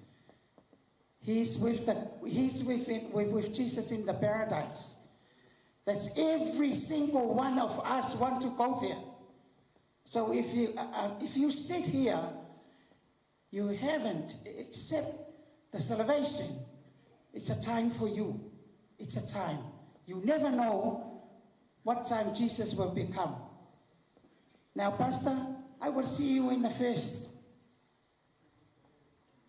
In there in heaven. And whawhetai mea uma na e whaia moa malou ahinga. Rita, my sister, don't be sad. Don't be sad. Koloseta, Pastor Koloseta's in a better place. That's all I'm going to say.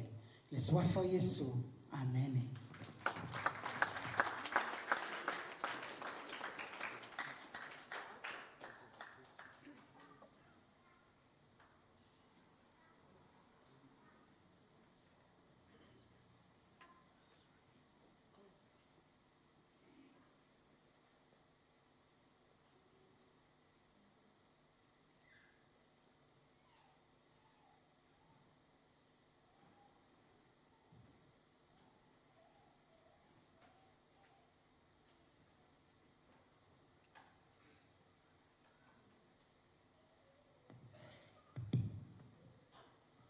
O te tūlai ma le nganga Falana'i Tele lava.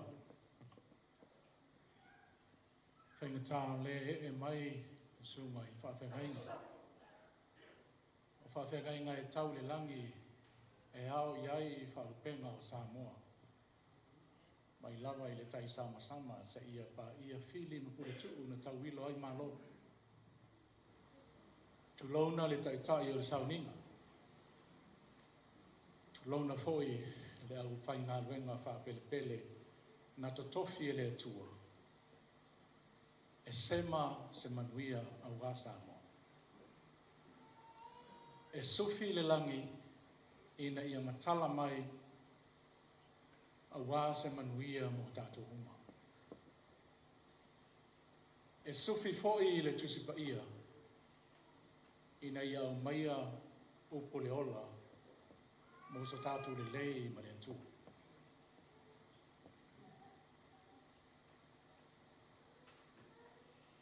A pisia taula muli. E sa fea fo'i I ulau niu. E whape nā le awhiawhi le nei. A wāua tō le timu I le sunga I le whawhia nei. Ua ngau o le saa. Ua ta ape papa. Ua la ngia ai le pea ma waitamatu. E fio e le mataia ma le whamuina o tama le whale. Le pa ie le usoli'i. Ia ma le matua ia pātau ave. Ma lo lua sā manu le ua maune. O le pa ia fo I lea a wawala ngia malie su ai le mali atoa. E nofo I lona fōa vai le loa, whaalongo iai sama. Ma wala I vao ma le pa ia o le ainga. E fio ia wha mausili. Taito ma se iuli. Ia ai polo pui pui pau e fitu whale o le mali atoa ma le fitalenga ia au I utanga. E whape nā fo I le pa ia le ainga sā tuala. Ainga sā taulani. E malu ia tu sawa I luu, ma upu ia le uruwenga. Ta lo farita, ua tō le timu I lau fio anga I malairo. Alo e sufi pea, ma tā le tuli, a wale ngā luenga le tu. E sua I sua o le tupuna tausi, le tau whanua le male toa. O le māpua nā whanua. A fio tu sani ma le ainga sā tu sani. A fio tau maupu. Sa vea mā. Ma le ainga sā tu al sā. Ia ma upu ia la swa foa ma lenga. Sa si whainga. O pa ia whao tau to oto nā le whiawhiri nei tu lo. A whai fo ia leo o se leo talo uli o le sala walu wa uli uli nei. Pa malu huatu. Ai a velo leo e whai mafonga o le au whai ngā luenga pele a le sunga ia pasta Koloseta. O lo ingoa o talo uli fiu lapa I li'i ma lotu mua pauli sua. O lo tamā o le sala walu au liuli. O lo tina o le sale lolonga.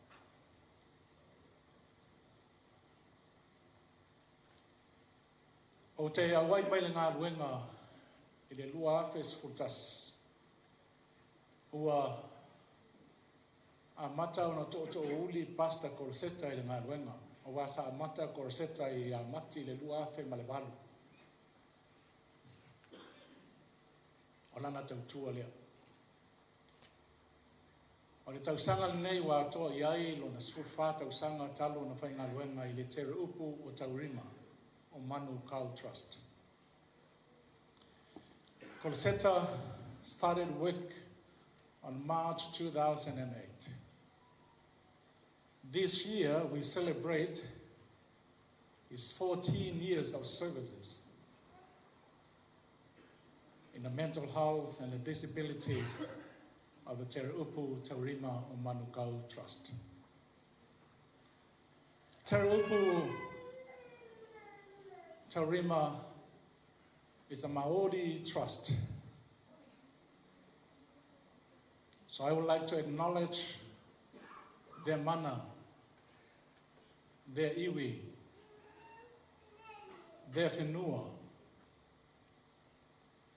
their mountains, their waka, their marae, their tapu, because Maori, they own our Aotearoa.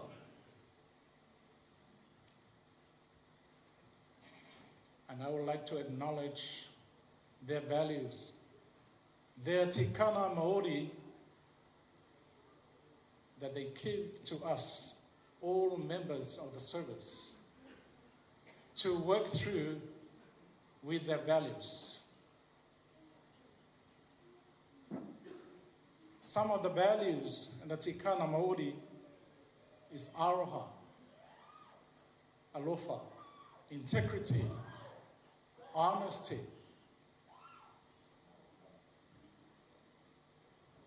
And this is Pastor Koloseta's life. He got the values of the tikana, and he served with all his heart, mind, and strength.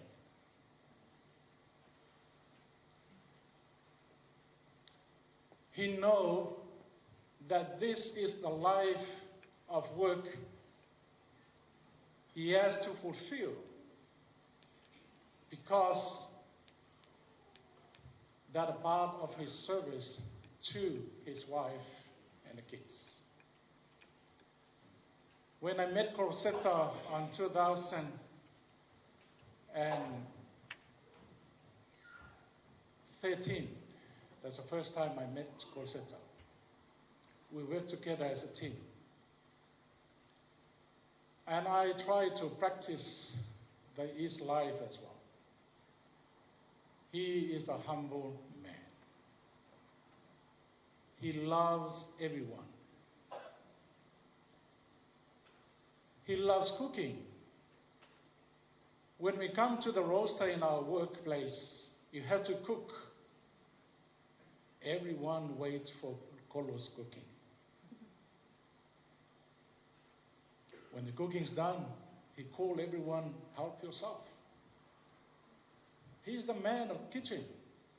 And I believe what he does in his family. I believe that Rita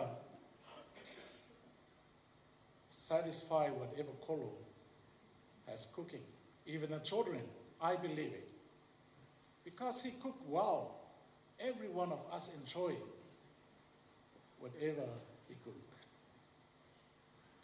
When we come into the roaster, I knew when Kolo came to 7 to 3 every fortnight, because that's how our roaster we rotated every fortnight.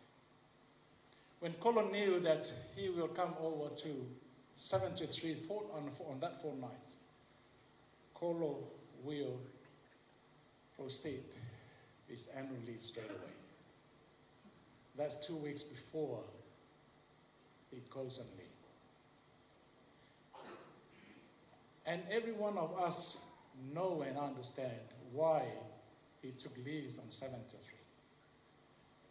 There's no reason that affected his work and the quality of his love to work or anything like that. But he wants to spend some time to his family and do some extra work to get money to help the family, as we heard from his sister. He always talk about his family in Waimoso, his sister, his brothers, his father. He is a lovely person.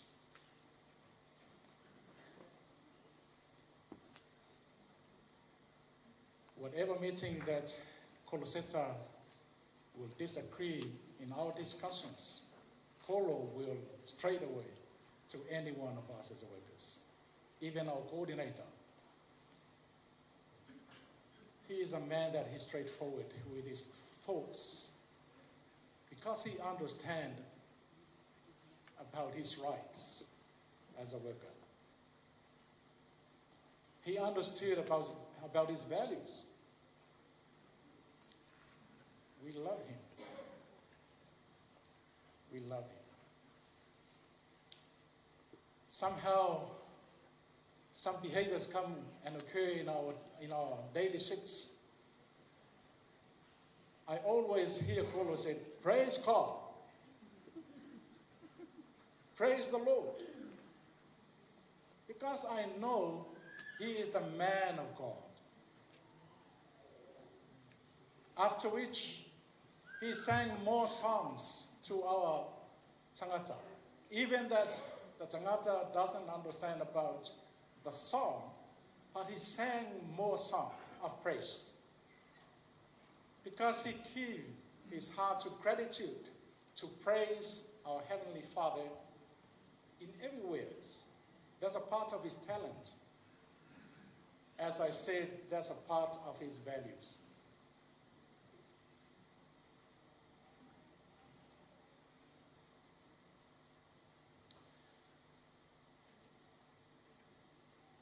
Koloseta was explaining me more things about his life. He has said that he adopted more as over 10 children from other families. And he said that doesn't matter that he related or not, but that is the root in his heart. To bring children here as his main focus is to educate them. Not only to educate them, to be skills in life and focus for their own future. One good story that I know about Kolo, he is a hard-working man.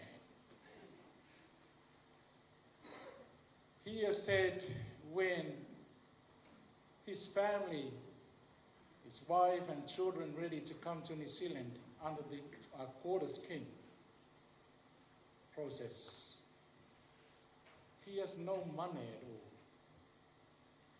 to put in to make everything progress. But he tried his best. After everything's done, he said to me, he asked his wife, "I want to go to Pangupangu, American Samoa. I need to work there how long to earn our fares to go to New Zealand?" And that's how I know that Kolo had a big heart. A heart for his family, a heart for everyone.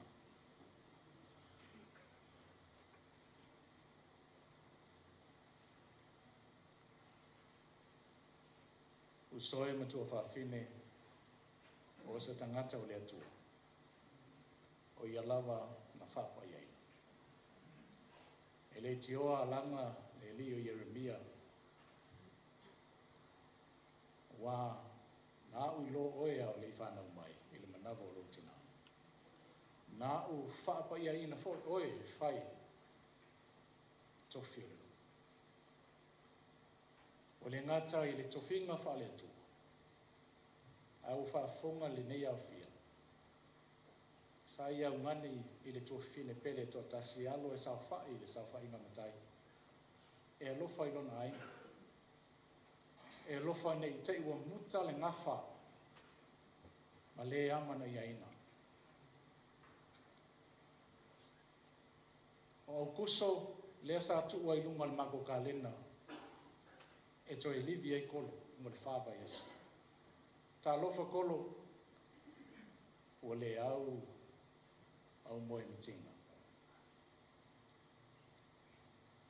A Yesu le fia o le atua e pule lava i ai tato. A o te mana tua lava sa fia finga le pese o Solomona, na ia tustusia I ngai vaenga o le whenei na tuai. E sili a le aso e oti ai, na ilo le aso e whanau mai ai.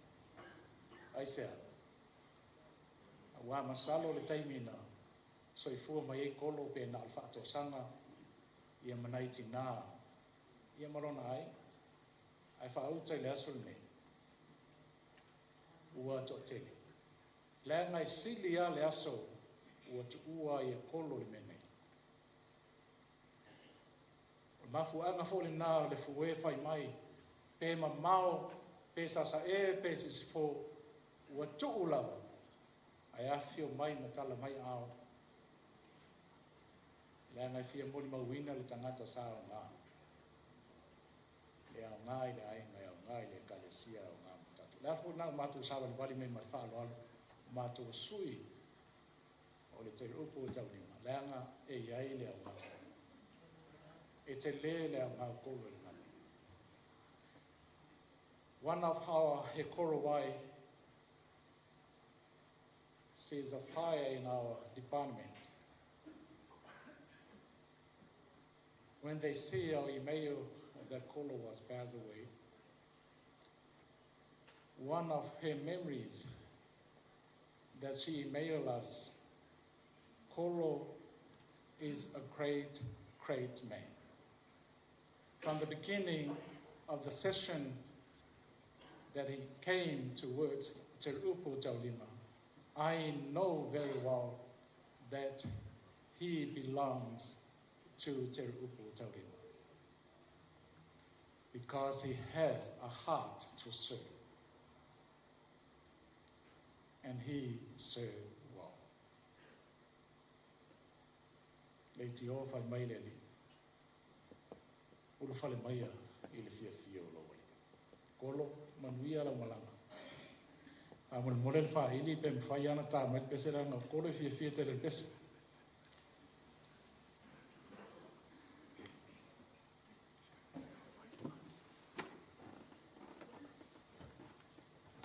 It is well with my soul, please.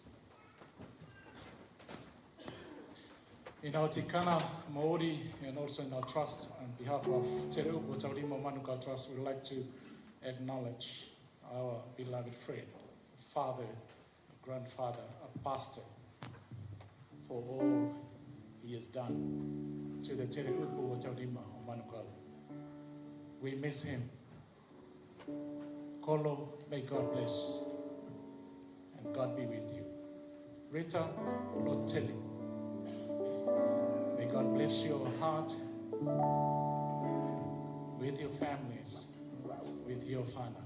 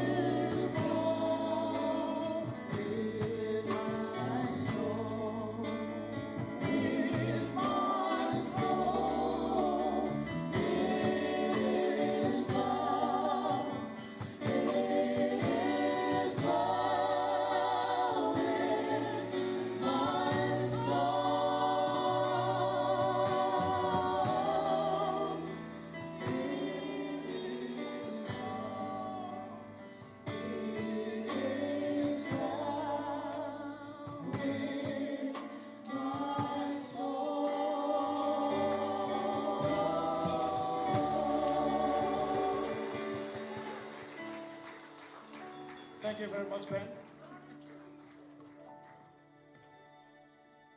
Ia whamanuia le tua. Ele nei e fiafi. A whai foi ua lape se la manga. I se tautalanga. Ele nei e fiafi.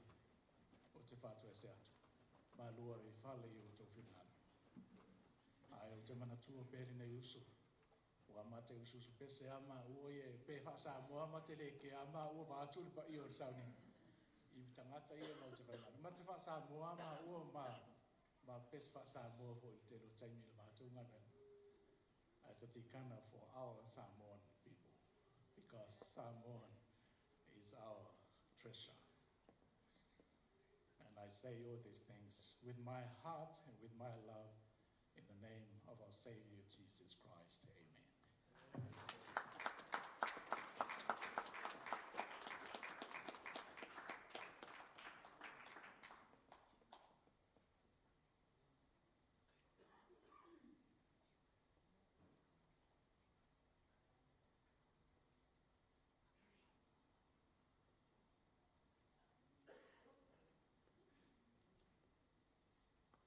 E leile atua.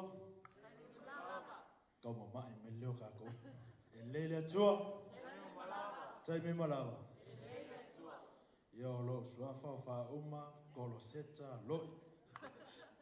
O lo ke whae ur kaka lea. O te maa foi a Koloseta Loi. Ia matu lava ele whaia se mori mau. Ia e pi ele ises tai me toi whaia se mori mau ses. Amen. E te amene e tala le whai atu. Amen. Paulo le taimi e tātou te moli mau ai i ngā luenga le leisa whai e te mā. Ia i mātou whai whanau. O lo tina o pato. O le uso lai tite o sau anti alika. O au e le yeise wha moe moe o te sau ni New Zealand. Ai o te o le anganga whawhitai, whawho i le atua, mai o te whawhitai fo i le te maha, o ia sa au mai hau i nei.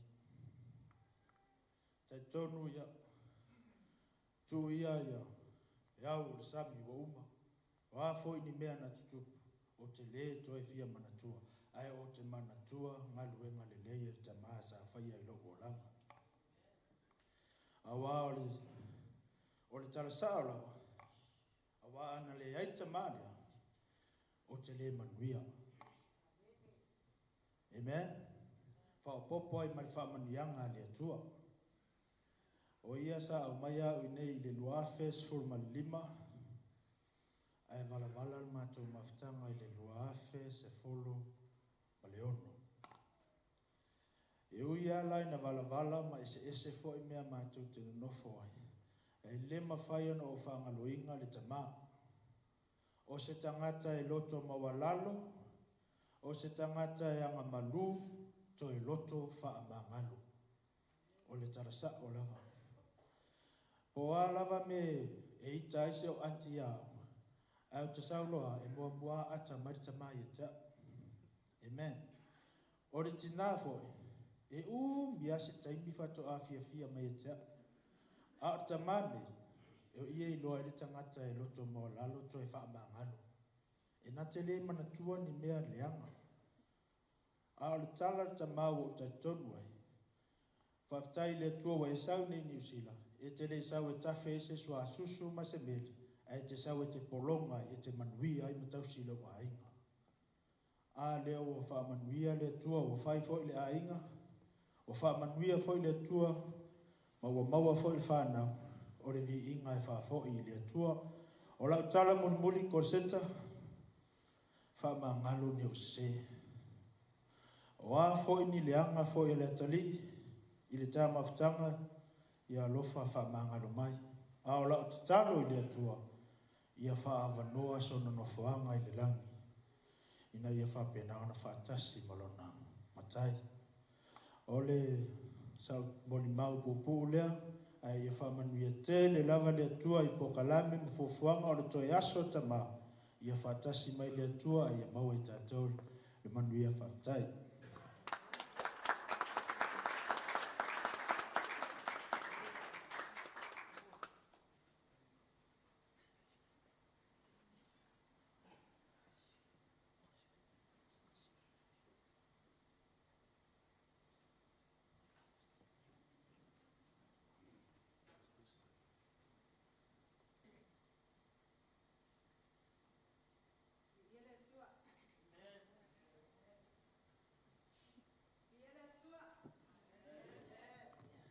E me le tue mai se patevi e le tue le atua.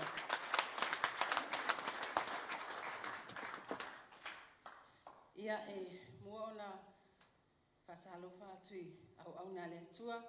E mai se le tai o sauninga nei a fiafi. Ia e mai se le loa loa wa whapena tato mafuta ile nei a fiafi. Ona ole aso fiafi o tuangane. E leo se aso e whaanono ai. Pe ona ta ua nisi ua mawai atu lato molimau.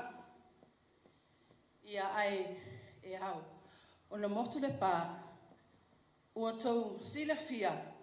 Ma tau loa nei. Lo matua e tutu atu ilunga i.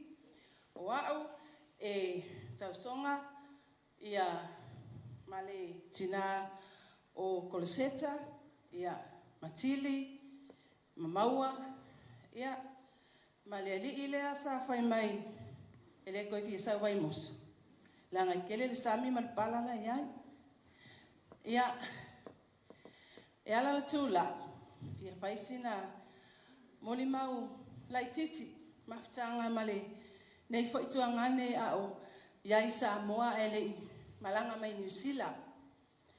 O te iai sa moa o la haiti lava i la tau. Mantua foi le taimi sa whapena ona maliu waile la tau tina. Ia a o matou mātua. Manisi o tausonga mātua lo whapena ona lala mai la. Ia o la tau ia sa whapena ona lango. Ile waainga o le whanau pe on tau whaafonga iai. Ile iai ngā mai taui Samoa. Iai ia Koloseta. Ia e sa o le lei lava ia o le mau ia o mātu nei. O se tuangane e whinau. O se tuangane fo e whai ahinga. E le i tele sa taimi sa matua ifo Koloseta o sau nei New Zealand. Ai whai mai ai vai tau e malanga atua i Samoa. Ai le i malanga mai o ia i New Zealand.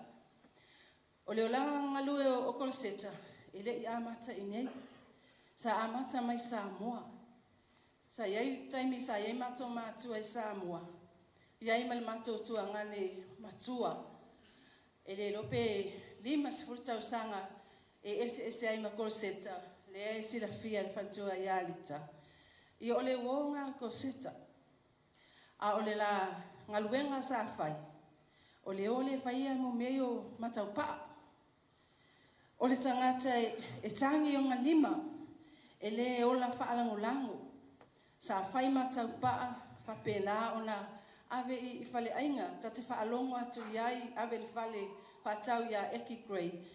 Sito mai paa ai lima sepuluta ala le tau. O ina a mata mai leo na ola whiinau. Uma ina ia o fai mua me o penga. La fo isi la fia nisi. O se tuangane fina finau. E o taltonu. E lei telefo ia o ngā Koloseta.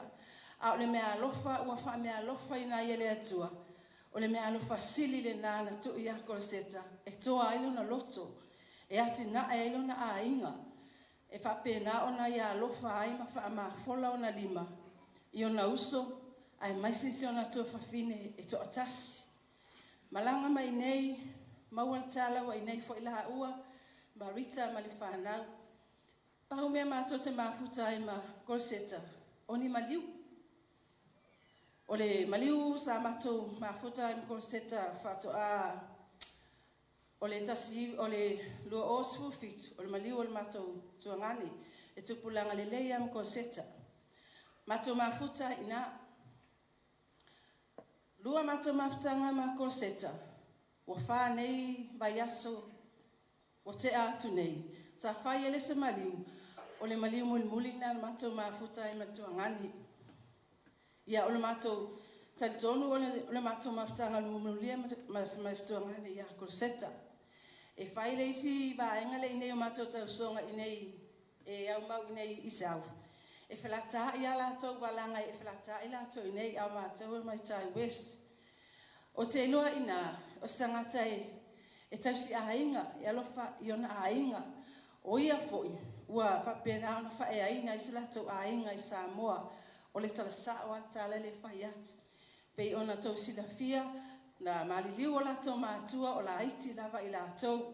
Ia ona whaapena lea, ona whaasolo, mafuta e whaitua i awita, malanga mai e nei, tau whai a titi latou a inga i Samoa. Ia wale ali leo tili. Ia Australia, alfa alonga lea o ia makua. Ia ai, o kili e kami ai ai. Ia ai whaafitai. O leo a latou mafuta mai nei a fiafi. O loo whaapena ona maua se mafutanga matango fie. E o mai ai e toi taimi, mali toi aso, o si o latou uso. Ai mai se si o latou tua fine e toa tasi. O mene o mali mau, e whai ala utala, telefilm na whai leme o mali mau wai, leo tō longa mai tangata leo maliu. Ai, e iano na o ngā, o le ala o ngā luenga, o le ala o ngā o ni mele lei na whai e Koloseta, ia whai le na mo oe maa o nea fiafi. Ia e whapea toi foi, ia atili, ma maua, ia mabi ane, ma stamalai i tutuila, pa ma losi, ia ma lofa te Samoa sto to fine. Ia ai mai se foi fai toi ia Rita, e o te whaangalo ina ia to fine Koloseta tasia o ia. E o te doa e nau ia Koloseta sion to fine. Ia whamanuia le atua e tato mafutanga nei afia. Au le awa awa tu mato a inga vai moso. E o mai se iusu sa mato pese. Ia vi ia ile atua. E lo pese e whapena o na mo Koloseta. Au le pese maulunga le vi inga o le atua. Amene. Ia o mai loa mato a inga o malame vai moso. Se iusu sa mato pese. Pamalulua tuo ina i o tuangane ma o uso wai aila vai le matutua. Ai ua usau leanga o au. E tai levo ma ua mai levo le Koloseta. O leva no mai la vaianga la ni no mai mo me o va fo e lingi va lele. E le lava la la to si la fia ya Koloseta. Ya o mai loa. A fa longa kwa kanga ka elon koko vai moso. Ya o mai loa.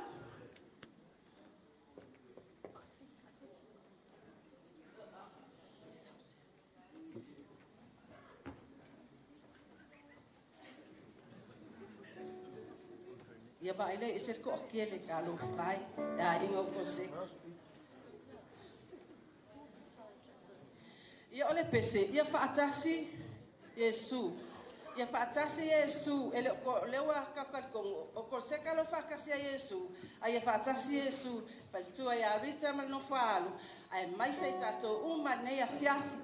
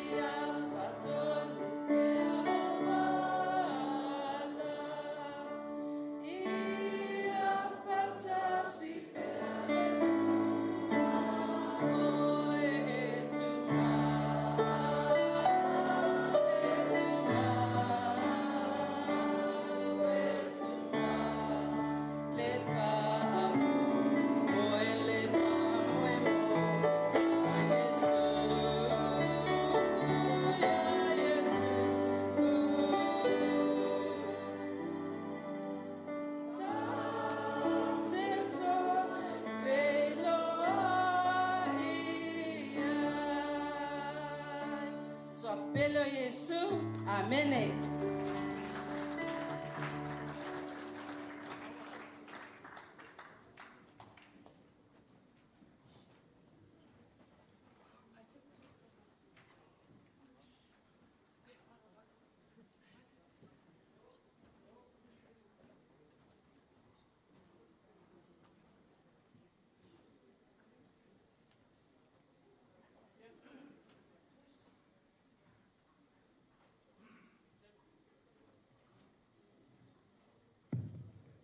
God is good.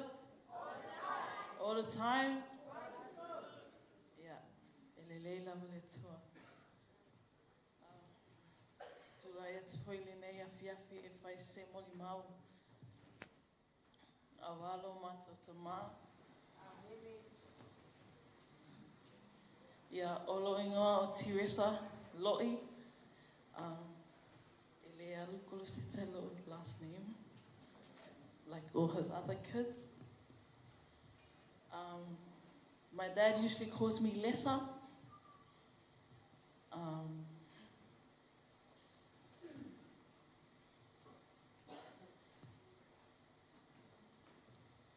Nau te lava lo te mā.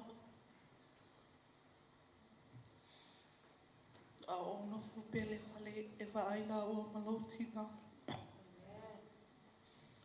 Before my dad passed, I was the only one at home looking after him and my mum.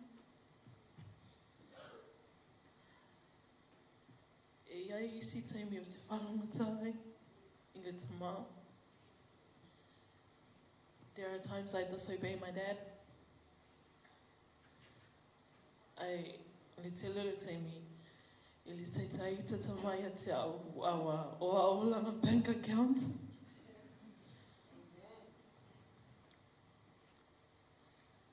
My dad was a hard-working man. E le kai malolo, le lopo le mea le uwha malolo me e le kua. No hoko vai mai hoko koe luma I ngei. My dad never rests. He'll go work, come back home, and then he'll go to his little side jobs like my sister-in-law mentioned earlier on. My dad was never a shy person either. No matter how embarrassing of a small job he did, he will always do it because it was for the good of his family and his siblings and his loved ones back in the islands.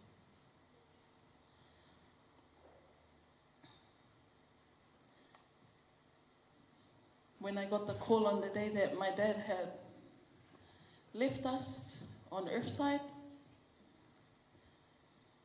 I broke into pieces.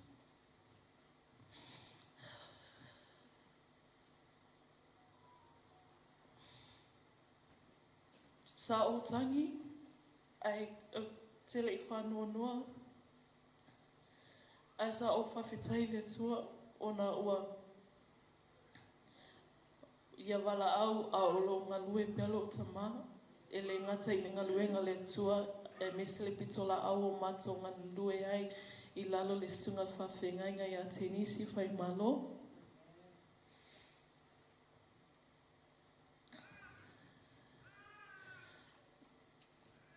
La whapupule molima. Ona, e tele klawa tala o te whia whamatala toilo tamā.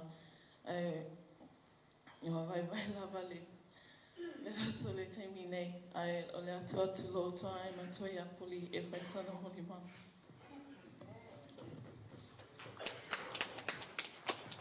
Aloha. Ia, o loi ngō poli ana loi. Wau le matua le ainga. Ia, le afiafi. Rono fonofo e lalo o mo mawhau. O le alo mo li mau la whai. Awa o tele mea le lei o tawana whai a te au. Ia, oa, ere kusama ua markamā. E kere so le ngalue maalosi o koe inga. Ia, o lo tamā. Se tangata e se le loto alofa ia te au. Malo tōlua, malo whanau.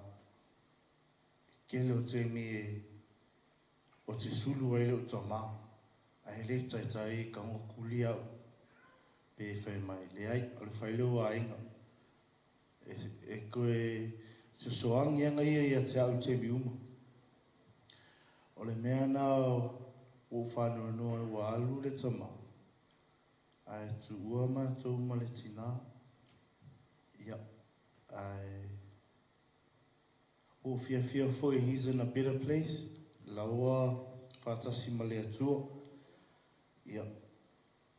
Na supporta i le tamale temi na whai le ngā luenga. Ia. E sawa makutunga wenga. Pei whai alpalungi wenga le elke me alu la poa. Koe maui.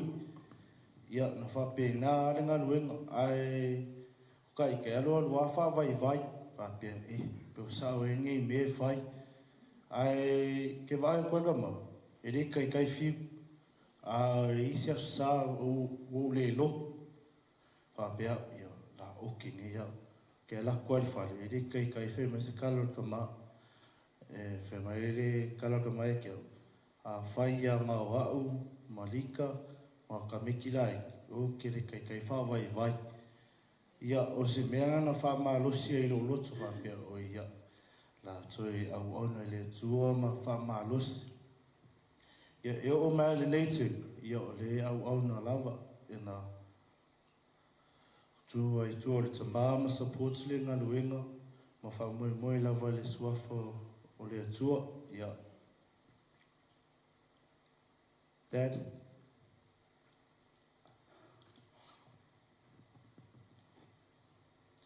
La misia lava oi, ai ia lofo manga le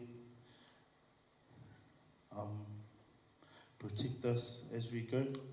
Lo whanau, maritato ainga, ia. Se mori mau pupu lea, sofa Yesu. Amen.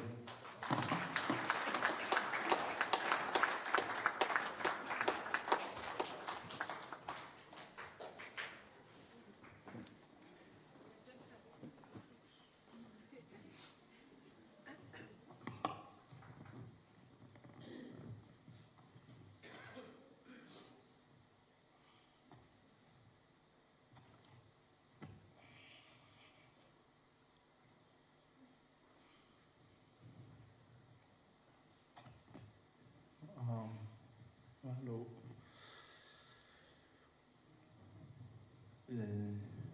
Fia foi leta li fai singa moli mau.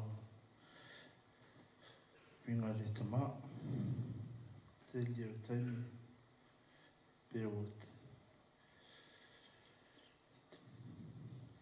Matou. Wow. Te leo te pi le tama. Mateo a fai maluenga. Si o tama e pele lo fatu. Se mea e alu mataitai lo ripa. E re te uio o ina na ia. Whaingata tere makutanga ma le tama. Uia na Waya tūre, tangi mani. Ai pele pea i te haplo ki o tama.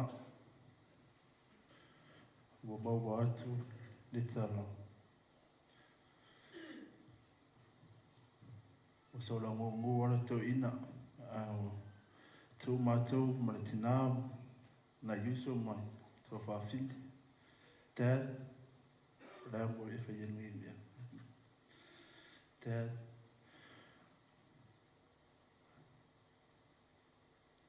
alofa atu, laide, le atua tali umau tātou. Singa mo le mau nā, Rafa Yesu, Amen.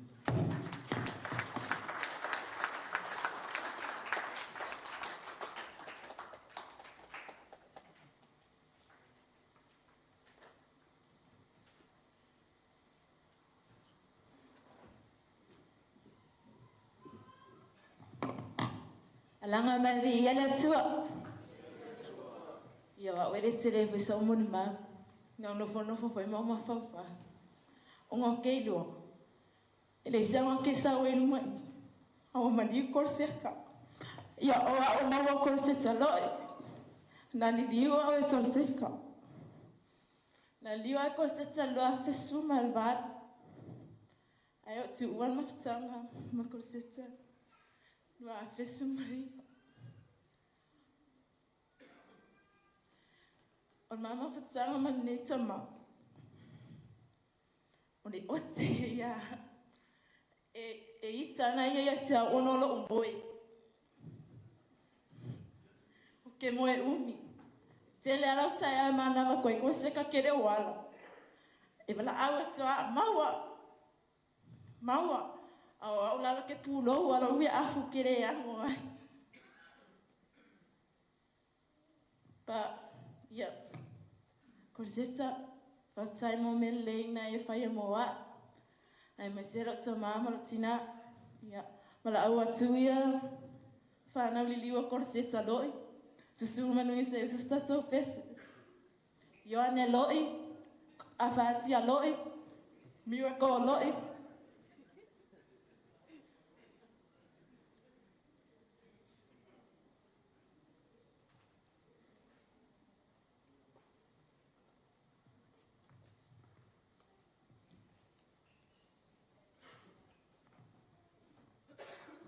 God is good. All the time. Yo, John Koloseta Loi. Te pofai vei moso. Sa liriu mai au e Koloseta le lua fe. Se vulu fitu. Ai, tu wale matanga le lua fe. Sulu iro. Te mon mau atu ono le. Le lofa male ang le leio le tu. Awhetai le tama. Mafu ainga. O mai ni New Zealand. Ia ngale Koloseka ia. Pero sa ole mon mau le tama ia viang. Pengela e soli pala solo I vemus. Ia e te whawhetai le tua. Ua tuan maftanga ma le tama. Ai. Le iso talan whaia ua. Sola Koloseta. Ele koe laulunga mai se kala. Ai tama. Ia. Whamangalo mai. Pea whai o iei se sasi. Po se o watali. Ai. Whawhetai whai le tina I alika. E mai se poli. Si wesa I machose. Le tō warolo whai a te mātou. Ia. Whawhetai lau. Ia, taina mamone manoa o loingoa o awhatia Koloseta Loi. Ia, o au, o lo tama o awhatia lo teo Joyce. Ia, o le kuangangi le o lita. Ia, o singa mune mapupu. Ia, o au mpoi, maliliu mai kamangi ia Koloseka. Ia, singa mune mapupu, in mamafukanga mat kamai Koloseka. E de asonga ma oi mako inga makifaka. O kaimia makio mako inga makifaka. E kele anga makiaku lo se mea e vai ko ma por kalangi ko inga mekia. Ki manga on we dia. Pa wala kari ko inga e de ke ke ko kala ngalo dua fa piolo ru ai aka ko. Kaimia na vesida ko inga fa ko loa I de kau se mea. A fa pem ko ro kanka. O ngiko inga, ia whingau ko I ki kula ko whingau ko inga. E alu whingau ko inga whapea mi whare le whakawuro, ia. La pa ua ko mea ia le mea ne mo oi. Whaku ko inga. Whawhea ngai whaianga mea o lo whingau I whakawuro. O lo waku umai whakawuro, ari kawure ono. To me ko inga o ia, e whai ele loko kangaka. Ngakoro ko inga, ia. Whawhakaya mo mea lenga e whaia mo maka. Ai singa whawhkai pupu. Wa alua koe inga ia. Ere I kere koe o mai lawa e asi se mo kamai Koloseka. Koloseka ia. Ie whamangalo I kia. Ia me se foi mako. Nga e au mai e nisirama. Whawhkai a oi mo mea lei umanga e whaia mo mako. Whawhkai foi ki ngā ia I ka mo. Lea lofa me whaia mako. Ai pau dia ia manguia ru malanga ko filo escape tai ru mone mano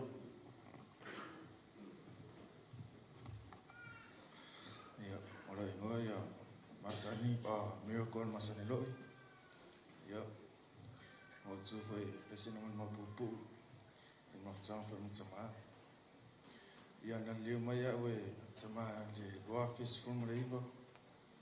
Ia. E mara ese tama le amatanga loafi lo sfut.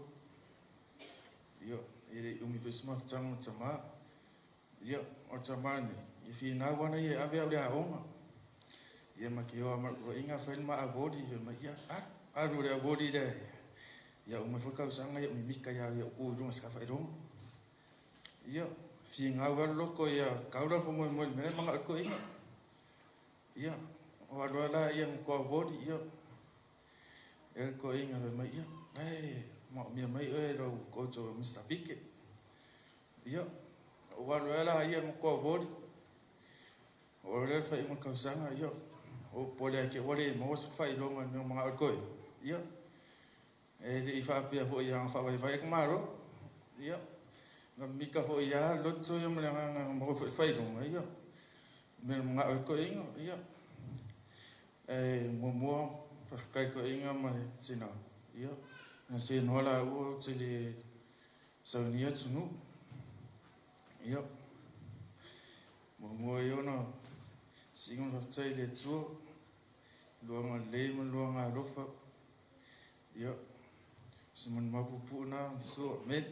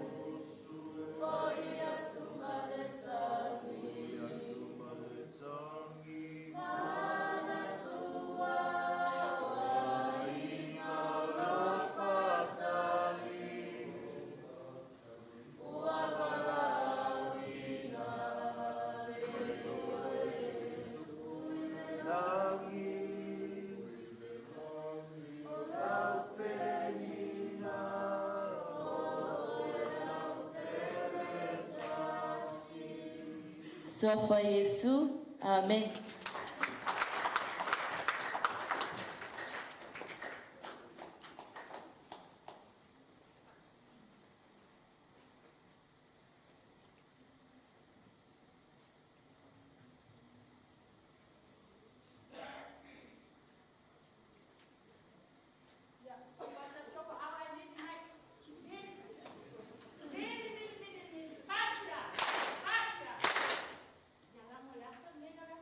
Yeah.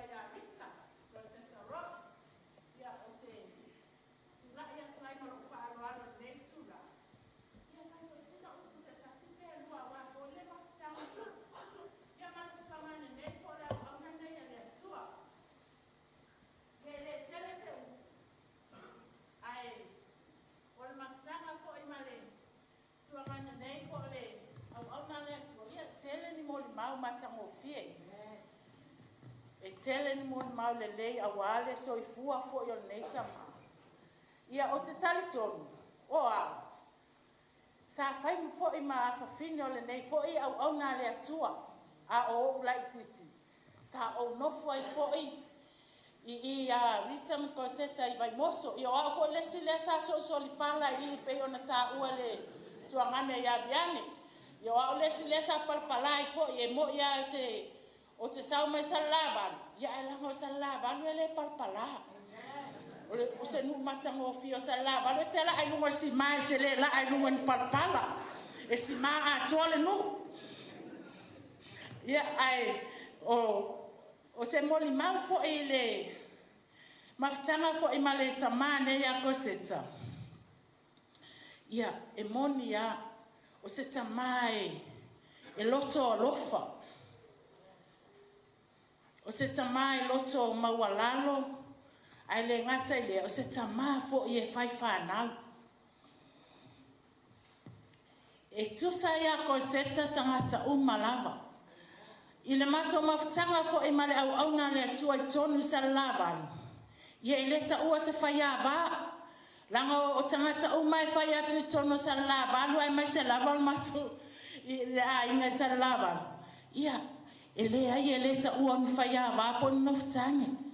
E tasi lava. Langa fai mai lafi anga pa e tasi ai tato umai lumo le atua. Ia ai o se tamai. Tele fo I mele le wa fai nei tama. Po nei au na I tonu fo I o le a inga o Rita I salavan. E le ngata ina o lana tautua fo I ai le ngata I lea.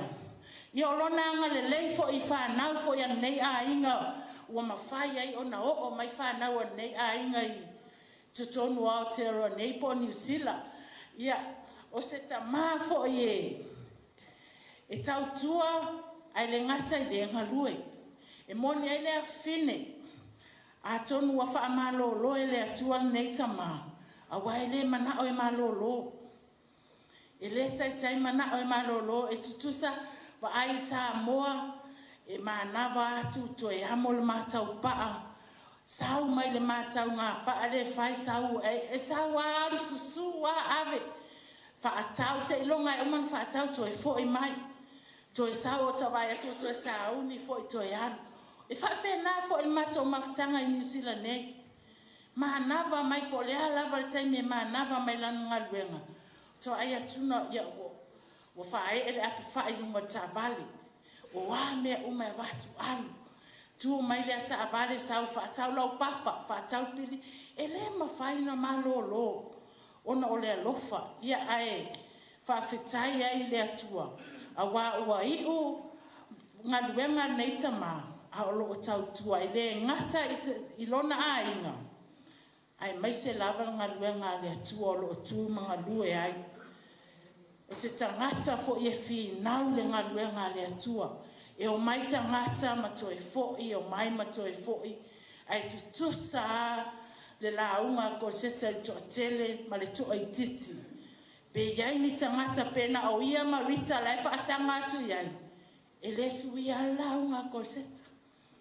E launga pe launga tua. O lai mo e mai Joseph lai fo I mato te nofama. E launga o ia. E le ma faina suia ai. Se tangata fo I. Lona fatu a tola ngaluenga le atua. Ia whamanuia le atua I lau malanga Koloseta. Ia whapenata tonu walua whailoa I malo matai. Ia ai wa a mia oe le atua. Ia e tu ua I mātou. Le suafo Yesu. Amen.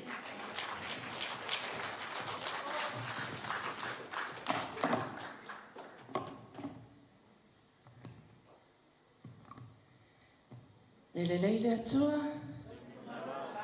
Temi malava. Praise the Lord. Ia wow. O palani. O sa faisina mo le mau. E winga ya Koloseta. Sa mama fuka ma Koloseta Samoa. Matina ya rika. O au lai ulu matua. Wa leva na mama futa. Sa e mo ele tuangane ya viani. timu lolo vaia e sa vali ai lana. Sa mato mafuta i stama e fale lau papa. Le mawhai, o na ai nei Koloseta ia e mātou, o ai na o le wha. E toso le pau, au mai le pā, au mai le kunani. A wase mea ai a mātou, e mese tina ia rika. O nā aluai, mātou wala. O na mātou tue mafuta mai whaina i nei New Zealand. O Koloseta. Na a vea e mātou i to ngāni ani. E tele manono ai. Tā leni o to ngāni pota mā. Ia, mako wola e ko ngāni ani. Aluanga e otiranga lainga. E kake kua maka wawa ai, e ngimo la ka wa ai. I reke kei whawhiki Koloseta. E mai fo e Koloseta, le au piki ana ngā au loku mai Samoa. E inei. O se tangata loto mawalaro. O se tangata loto alofa.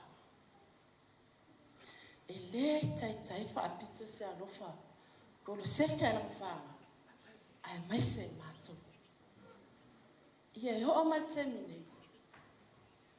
O kare pō. O lesi tangata lea o whaamani ai nei. So se taini mate whetau i mo Koloseta.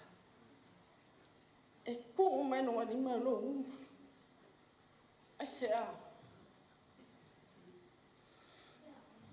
O le alofa o whaamani anga. Koloseta. O le ase se. Whamangano palai. Whawhekai le ni. Le walofa malawanga le. Dewa mako ai. Ai wala awa ku tim whamamole mula pese.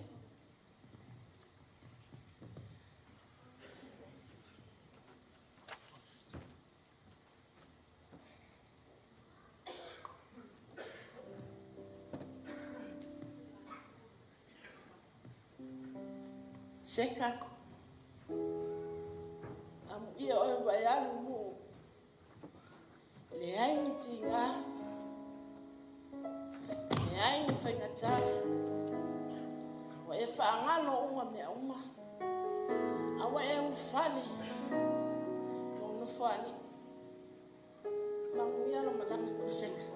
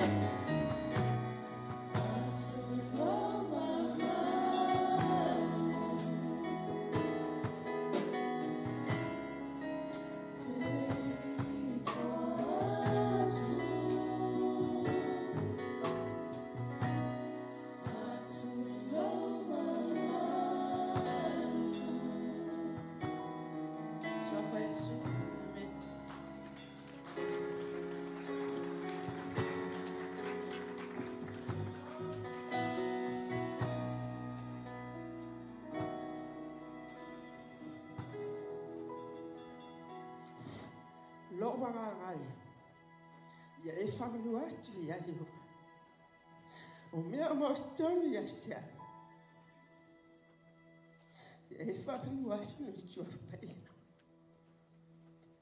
lo wanga ngai ia e whamanua atu ia iho ahuana i ngalo e ti mestia si wana mea nufa o le whamahalo ina o amio le anga umla o le whamahalo ina o mai ato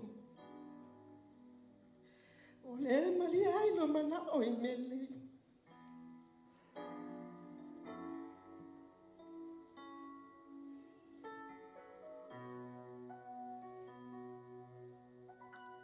o te tula i lo uhawa me lo uwhaaroa o te tori tuina i o tupa iha mo o tu mamai ua tai tai whawhiroa i asu le tuaku na mahalo i Yesu Christ ai mai se le au auna a le astua i tō se whata whetau laha o tō wawhia mai me tūla tūlau lau tū tūlau fo i lau tau tala au te fia whaia se mori mahu e au nau tū mahana malama po o ailo ne te rata o au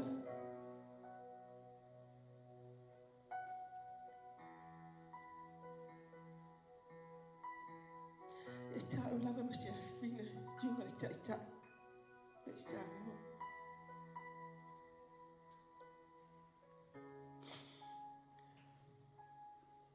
ina o tua sa mo o tangata lava ne ma le whatua ta ufa ma tua whareanga ngai ai whawhitai le stunga a kau seka iau ngalwe ngale lei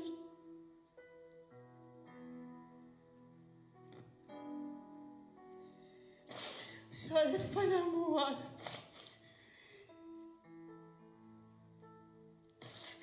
ai me se se o tina o te tau lawa lo mole me la no wha mo oi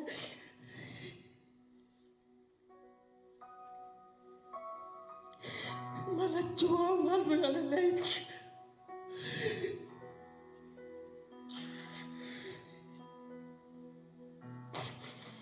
ele ma fai na ngalo tina lava le mamau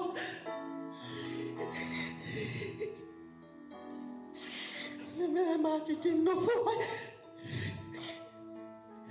e ta wata lava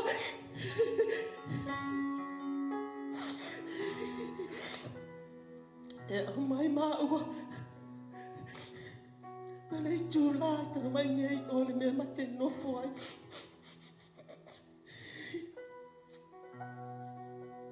Whawhiwhena whaangana i lau ngalwena le le.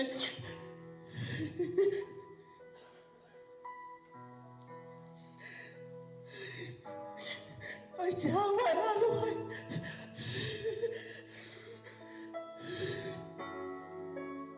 Ai te uwa ai mātua.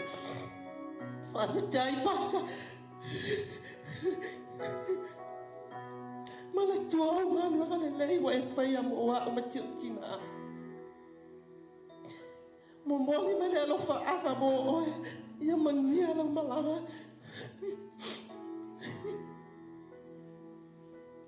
amu ia oe mo o mele wala awa le chua alo e ngalo e pia le awa le ia mali wha maoni o le whare mai a fia fia lo wali au te fia usu te pete Whaafo i ele mi i ngai le tu. Pātau te mana tua o e laupe.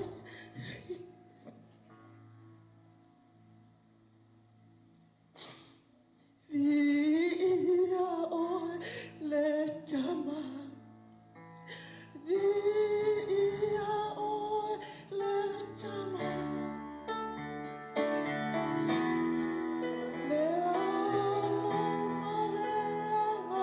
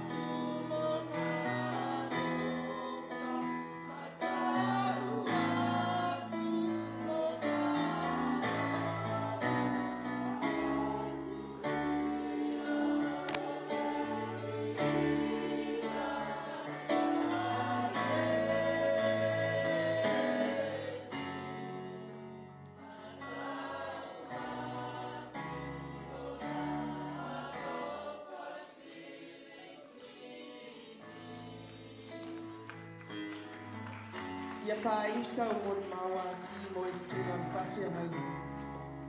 O se au auna, e te lele loto i lea. O te fia tawa ti ati.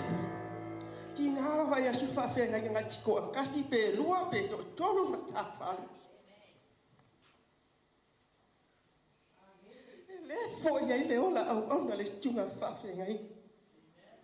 Telo teime mon mau wai ma whailanga lau. Pe toa tasi pe toa rua. Ai ai whatasi ma le atua. Oka, i vi ia le ali i meo. Ma alo pata, wa e ala. Vi ia le atua i lau ngaluenga le. O te whaia ine mon mau. Wha alo tele ina le atua i lau tunga wharitua. Mano fo i alo. Ai mei le aina na lua. I le ai te whailostu, o le atuana au maia, o ia fwoi ngai tue a weseina. O te whaia ina mori mau, ma le anganga lostu mau lalu, i le stuafa Yesu. Amen ma amen.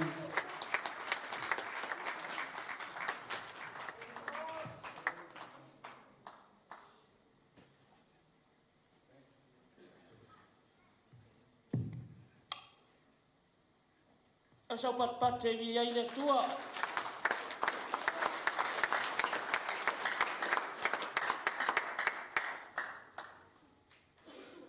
Tulong na ia le. Pau o le pa ia whata whaal malu. Maota o le tua. Ai maise o le awhiwhia o le ainga pa ia o le tua. Ia awhiwhia o ma papa au. Pa ia i ainga ma tama ma ainga e maise o le usonga ma malu a tō mua ma pule. Tu lou le atua ma pa ia o le nei sauninga. Le a whai ia le leo sala whai ma fofonga o le nei tu o le ainga. Le ainga o le wharitua i a rita ma le no fualo. Ia ko le ainga fo i mai sale la valu. Whawhetai le atua o lea ua uma fo i ona fofonga le pa i o le sauninga. I se paolo fo i e malu aile nei a inga i le whaata whawhao Samoa ma le lalulangi. A wale a fio le tamal fale.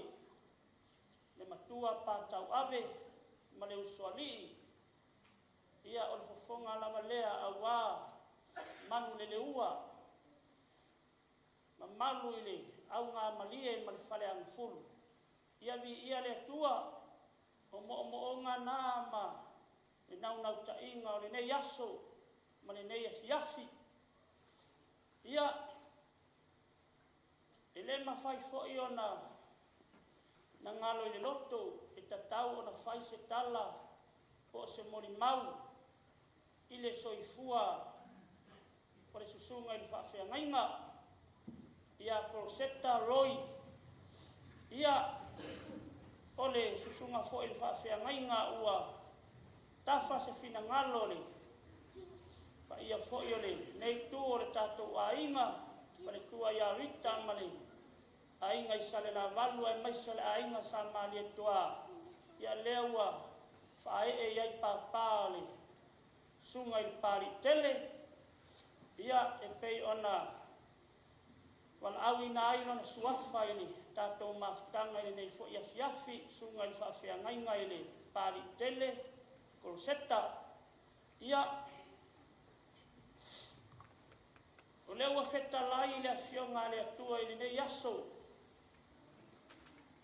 a wao uoti o lo manuia lea ai ai le fwai kumana ia na ia ile la unga Yesu. Amu ia e alo lo fatu, au wai alo faina mai ila tau. Ia o folinga na ole, mane matango fie na o fua ole la au. Sa to toe le au na lea, lea uo tau whaafofonga, masila sila ia ile afiafine nei. Ile fua feti iti, mane matango fie ole manongi, o fua ole la au. Lea sa to toe le au na lea. A lea ua fofonga le Mamalu le sauninga i le aso le nei. Tele mano noa i tama whanau a inga na lua. Sa anga le lei ai le au na lea. Whapena ona awina mai nei atunu. Ia ua avea ma whaamanuianga i a inga. Ai a le karesia ma le finangalo le tua. Ia a le nei a fiafi. Na amata mai le mafutanga ma le sunga ia Koloseta o le sunga ia Papalii. Ia au mafuta fo i Samoa e le i loa fo i o mai nei atunu. Taimi fo i le i wala awina le soifua le au na i le ngaluenga le atua. Matango fie mo ni maua a inga ma whanau i le nei aso. Ia o le soifuanga le nā o le vaenga a toa le nā o le soifuanga o le sunga ia Koloseta.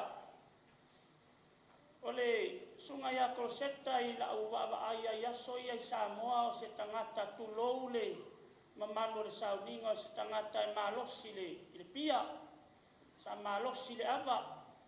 E lea i lava se vaenga whainga tā o le soifuanga le nei e le i o iai le soifua le au na nei a Koloseta. Whapena fo i o na whaiawa atu i totongu no se o mātou a inga i savai. Ia o se tangata fo i fia iai le auso fo i ai mai se o mātou a inga. Ai o se tangata fo i e toa le loto. O se tangata e toa i mea le lei, e toa fo i mea whaale le lei, ma mea sili atu le lei. Ia, ai o se tangata e tautua a inga, o se tangata fo i alofa i a inga, o se tangata e osi a inga. Sa tautua a Koloseta i ngaluenga le atua ai le i, a vea o se mea whaingaluenga le atua. Ia walu le mafutanga le tele fo i o taimi o tupulanga fo i o si o mātou a inga i savai ia ele a ia fo i sesi ele i mafuta ia pia i vai moso ile a inga o Koloseta ma le whaletua ia rita ia e pei o le tele tau a inga ia pia ia e pei wa avea lava ia le sunga ia Koloseta ma rita o pei o se a inga moni leo i mātou a malanga mai ia pia ia ua ai pe ona malia i saunoanga fo i anisi fo i tina nei aso. Ia le wawa ai fo ina ia i le soifua le au na o se tau tai mata pala fo i. Ia sa wawa ai fo i aia e le ngata fo i le soifuanga lue fo i le uta. Ia o se tau tai fo i le ngata i fale. Ena moni mawina ia sa avea fo i mapetelu ai le itula i mai lungo le pule laa. O se tangata whai upenga, ia ai mai se fo i o ana mātau paa mo na whaiva ese sa ola i le ainga, sa tausi ai le ainga, sa tausi ai le tina ma le whanau. Ia, o le nei tautua le au na sa o atu lava lona manongi si o mātou ainga i savai. Ia o mitanga na le anganga. Ia ina wa o saulai wa o mai atunu nei o New Zealand le atunu sa o whanau ai. Ma mātou e wheiloa i ai ma le susunga ia Koloseta. Ia o te saua mga nuele le sunga ia Koloseta ma le whaitua ia rita i le ngaluenga le atua. Ia sa o sauma mafuta fo i ma mātala noa. O te saula mai Samoa, ia ua umaona o talia Iesu e avea mali i mwhaola. O te saula mai Samoa o sauma sia u faspepa. O a o lea o a o. Ale kare sia asampi i iwa. Ia no saulea fia lava le sunga ia Koloseta e wala awatu o sauia. O la unga i sia la e kare sia na o la ua marita ma le whanau. Ia a whailana mātou to ana i le nawa i taimi ma tala noa atu i ai le sunga i whaiwhi au. Ia, ko anga e wala au akua o ke sau ke la aunga le kaimingei na ngau lea e whakua u sau mai Samoa. wala var ka ilima se fulu te utus ia ai toi wala awatu ai toi mafafo te wala awatu te sau te launga ia e mana tuo te sau te launga i te utusi ia vi ia le tua ia na whanga solo ia whapena na maftanga ia walu wa ina maftanga ia wa angare lei fo ile tua wa avea fo ima ua mawhaife au maua ma e karesia ia ole e wala au nei le matai ilana au auna ia o whapena lava na whaile mao si o singa ma le au auna o isia so sa i ma sina taitasi e ia e whapena ona le aisa mātou sauninga e whaia o mātou e whaina mātou sauninga i o tahu ia o lea mate ngā lulu e nei le karesia le Samaria anga le lei ia o tele la o isia so sae le aisa mātou lotu e whaia ia e wala awatu sunga le whaafeangainga ia ona mātou o mai lea masia mātou e karesia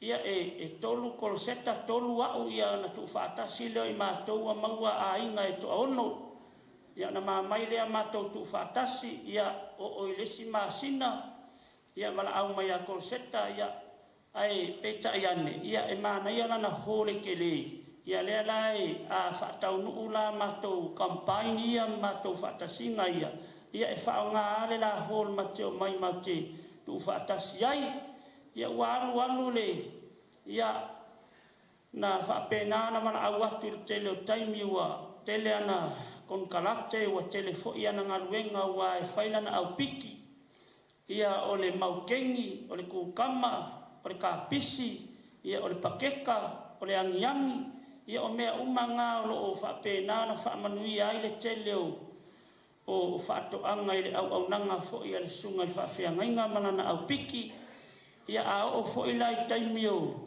e tala ia na whale ma na ngaluenga ia e wala au atu fo ia mao mai ia e soasoani ai matawhawhao ai mataltala noa ia o se wainga matango fia i le tele waso ia le ngā solo ato tangata ia o lanu mangangana ese o papalangi o tonga o Samoa so se tangata ia e whapena o na sulu whai atu i le pisinisi le au na le tua au ai mauai le whaamama avenga ia e tau ngō fie e whaafeloa i mana onga so se tangata ia o tele tangata e whaia lato container e ave i tonga container e ave i Samoa ia o whaamanuianga e maua i le whaamama avenga le au nanga sunga le whaafeangainga ia peta iane ia o lea walu suanga le waatele ia ele imanatu se taimi nei e wala ai ma tau mawai ai ma le au na le tua ia ai pe lava o a fionga le tua o tātou whaalongolongo ia i le nei aso ia o le fina ngalo ai o le tua le pa i ai o le kalesia mamalu o le tua ai maisa le pa i ai a inga na lua ma le sauninga le nei aso o le fina ngalo o le tua e whai le pula e whai le moto ia a o lava i le taimi o le fina ngalo o le tua ia tātou maua whaatasi le anganga o le loto whaaftai ma le loto malie i le fina ngalo le atua ia o se moni mau pu'u lea ia e whai ai fo i masui o le sia mātou a inga i sale la valu i le nei a fiafi ia whaamanuia tele le atua i suafo Iesu so i fua mai a manuia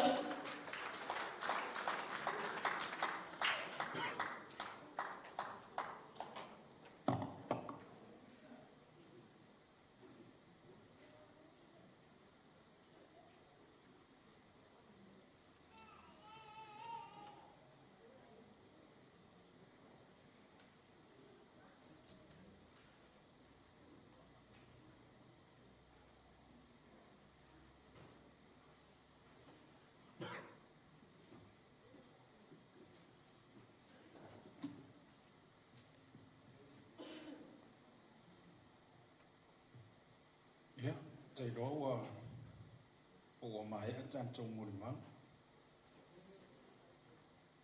e wa tai au ele to ia si to mulimang tai au o ni tanto wa inga mo a umarol pone ele to mo sa wono si tato tai au ma olita ia malana sa fia finga i sion tolua ia pola na mana mea ia awa fo in maftanga ai momoli le nganga fa tele i tātou ainga o wo mai masani o mo fai ona moli mauina le soifua au na ona na au na ole ai le fa umahina le tātou sauninga e fia fai fo isa moli mau ono le maftanga ma le uso au na ono au ele iso pito vai moso o tele tau fo ile au na le tua le la tilu mai i ele ai maso tanga ile tino o lo ingo oferet o te sau mai sa tupai te i savai a o le mama saninga ma le au na ma le awala na mama futai ma Koloseta na mama sani to tono la ngā wenga le atua ina ua ngai mai vai moso ma o nofo i lalo le taitainga le sunga ia tenisi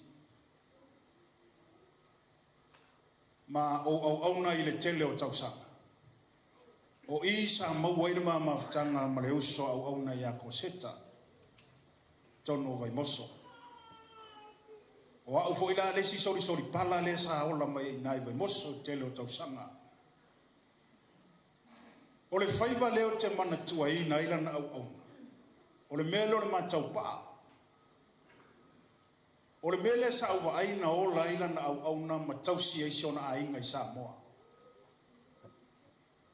o le e alu i le po e whangota a e maina le tai au o na saulola i olo le au auna o whaia na ana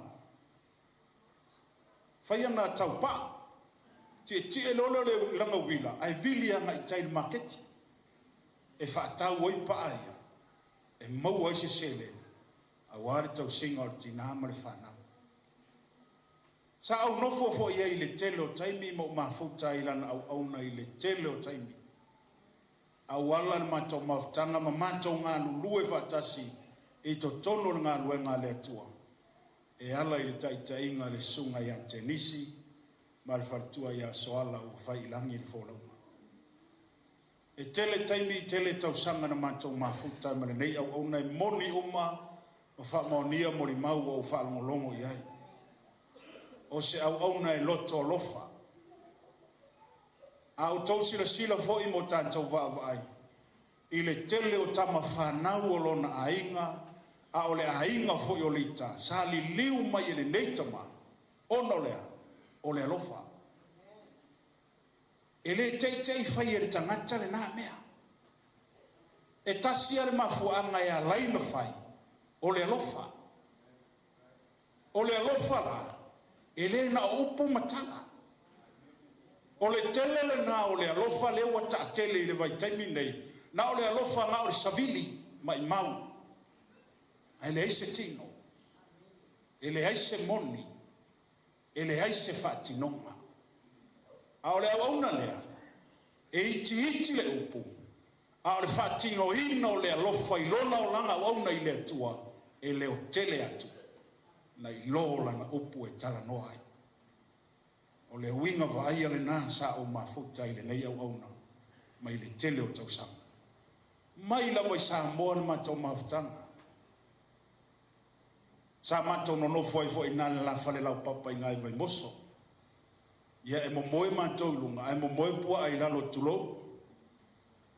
Wo le taimi o fa manuia le atua. Ma ua mato wa ngai mo mai nei ni usila. Mato to e feilo ai e foi nei. Ma mato ngā lulu e fa tasi ai lau. E o mai le taimi le nei.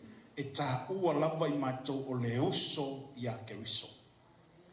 O au ma le sunga i pali, pa pe foi sunga i whawhia ngai ngai a sana manu le ua.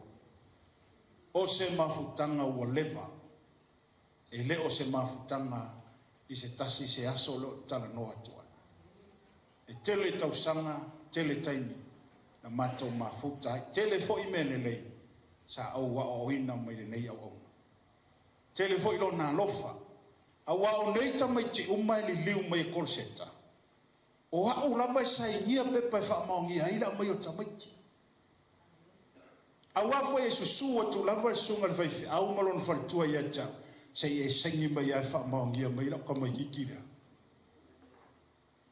O nga luenga lea sa whaile nei au auna. Au lava le tangata e watu ai Koloseta. E saingi mai pe pa whaamaongi ai tamaiti e li liu mai Samoa. Lata mai nei lava masalo po le lua vai aso talu ai. Na hoa toi foi le fale tua e toi saingi mai ista mai te au mai. A o leisi lo vai aso. Ai fa te ia lo i le tala wa halu la na au. Te mi muli la valea. O le mawhelo inga muli malana au au. O le maliwo se tasio. Ta maho i o le ainga i vai moso sa. La fionga ia tanga lo. Isa mato maftanga muli lea. Ma le uso au. E whaafitai e fo i loto ono me le lei. O ai uma i la tau sanga le lei e nei au auna. O le tala muli la vai malosi a te oe. Aua ne i ngalo se mele lei na whai ai Papalii a te oe. Aua. A whai sanga le lei la na auna i a te oe. Ia taui le lofa. Ia taui le hanga le lei. Ai le o le taui o le hanga le hanga. Whamata na oe o le hase la ngona e o ia te oe. Ai ta lofa le nei au nei le aise upu. Le aise tala. Po le ale o ona man matui o mea sa whai mai. Sa hinu iai. Sa tofo iai. Sa ono sa iai aise a. Ona iei lo wha moe. Le manuia ma le ola e whaavavau a saunia i leto. O te whaamaunia mo le maule i lana ngā luenga.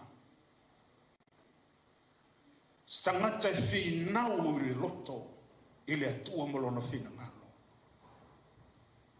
Ti nganga la tau le ai tangata le kalesia. E le tai ei se teimi e musu i le na unga le au na lea.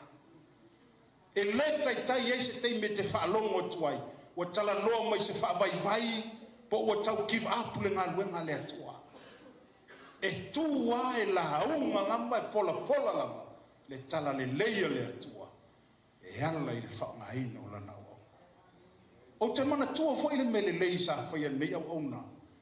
I le tau amataina o la o e kalesia. Awana mua amata lana lotu. Ai muli nei a matala o kalesia. Sia mata o kalesia lo ia nei. Ina o wanga i mai e tau a mata le loto. Sa tau su ese me fai e le mata o loto. Tau su ese fale a onga, tau su ese horo. Se si lava me a mata e ngā luenga. Sa fiu sa ili le ese me maua. A le loko a Koloseta. Sa fai le horo le art music hall lai o i Otara. O i nai whai eila nei kanesia. Ona o solo leila na au na. Pe maua lava se ava noa i lato ho. Se amatai mato i kanesia. E lei tali tuali maina e Koloseta lo sulu atu i lea teimi mo se sosoani. Sa o sulu atu e fia maua se sosoani. Ona o fiwa sa ili se me amatai le rotu. E le maua se mea. Ai te ilole ai kia na fai. Na fai whaatasi a mātou lotu i le taimi o lana lotu. Fai mele e tau. O mai tātou lo lotu whaatasi. Ma a matai i la lotu. Na mato atu le manai tangata sa matou atu a mata le lotu. O na fai whaatasi le o le matou lotu i le taimi a ngai e fai e lana lotu. Ma a matai ngā. O le aso mua le nā. Na tatala aloa i ai. Le kalesia o le alofa tu noa le ama te whaiwhi awa i nei taimi nei. E le mawhai o na ngalo, le mea le lei sa whaia le lei au au na iatia. E le mawhai o na ngalo iatia, se mea le lei sa ia whaia i le taimi o le tau amataina o le kalesia. Mea lea, o ai uma i la tau sanga le lei ele nei au au na. Awa le ngalo ia te oe, le alofa o Koloseta safa ia te oe. Manatua me le lei. mana tua me le lei sa fai nei au na ya te o po fe la pa me te alu ya e tangi ya ilo loto me le lei sa fai la na o ki riki ai lau fa longo e la ngona yo tino ai sia la ngol me sa fai mai le moni o le alofa ma le fa maoni ya te tato me le ai mo le tua mai tato uma o sina mori mau po ule na mo le mama futanga ma le uso au na so se me fo e fai sia mato e kanesia e le mo fai fo ona misi le nei au na sau so sau e tu mai lo na lima sau e tongi mai sana maa i to tonu o sia mato fo e kalesia i le meolo mato ngalu e me le lika ma fanau ya mo pelo o sa ta tonu e ma fana i le tele o nei upu fa malos tele fo o nei fio nga le tua ai mai se tato uma o tato mafuta o tato o mai tato te mori mawina fatas ia le anga le leio le tua i le soifu au na o lana au na pe o tato ia o se fa o ponga lai titi le na ma o se mori mau lai titi fo le na e ala i le mafutanga ma le usa o na e le sta mai taimi temi mato mafuta Koloseta ai fa te ia fo i mafau fau ma le nganga ina o maua tala o ma liu lana o so e le tato mafau fau ina o se taimi le o Koloseta e hei se so tato na mafau fau ina o se taimi le o lana o ai le pule le atua e le ai lawa se o tato e pule to tasi le tua e soifua mleo pei lawa o tala tu spai o masani ai e pei o le mamao le langi ma le lalulangi e fa penale va mamao tato manato ma le fina ngalo o le atua i o tato waso fa manuia tele le atua ono Yesu amen ave sa patpate be Yesu avalo watu tato tip ma Yesu tato pese la vale stasi a tato tu lai fatasi lunga la tato saune fai u tato sauninga ona wala aulia la ia lea o le sunga de whawhengainga ia salafai ia o ia leo le a whaewina tato sauninga i se ai tato tulai whatasilonga le ausu tato pesi whaewina ai tato sauninga ia ona matu le sunga de whawhengainga e te talo whaewu ai tato sauninga me po ane ngā whaaloalo whaatai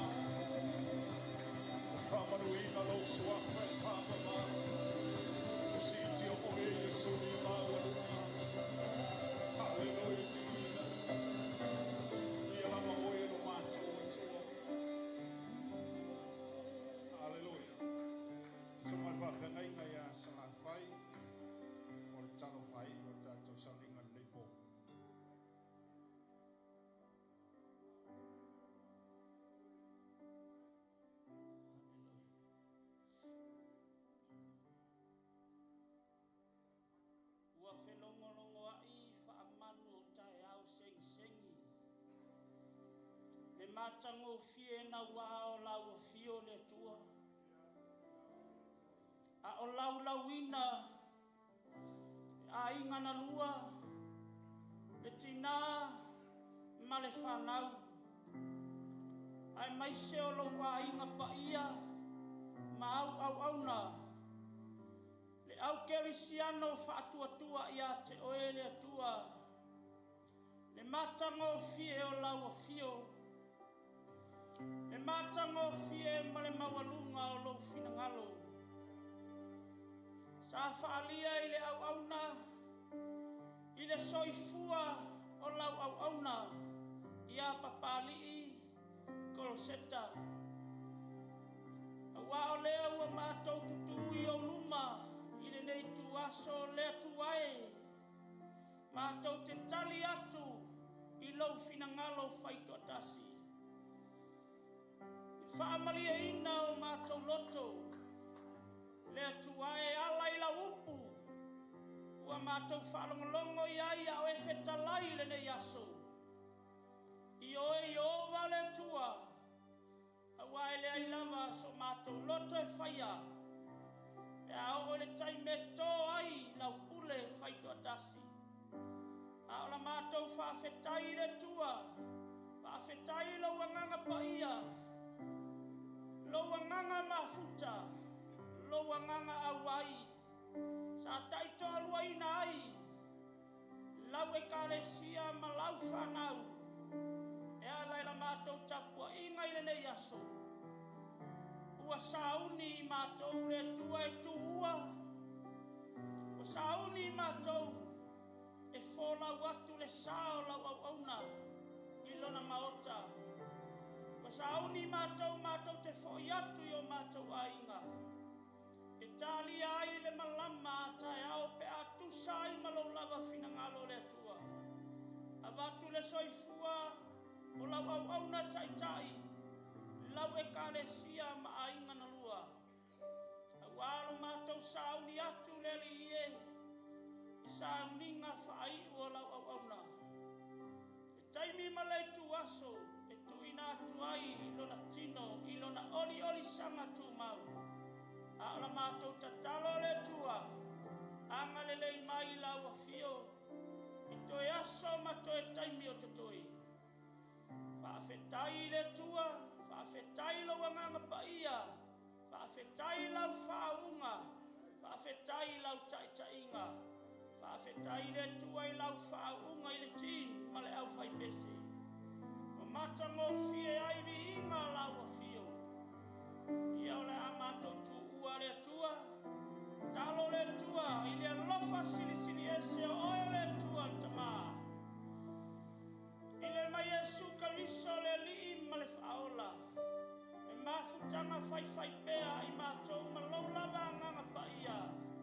I lunga lau whanau, ma le nei lalo langi atoa. Nei maso mai whaavavau lava. Amene, amene, amene.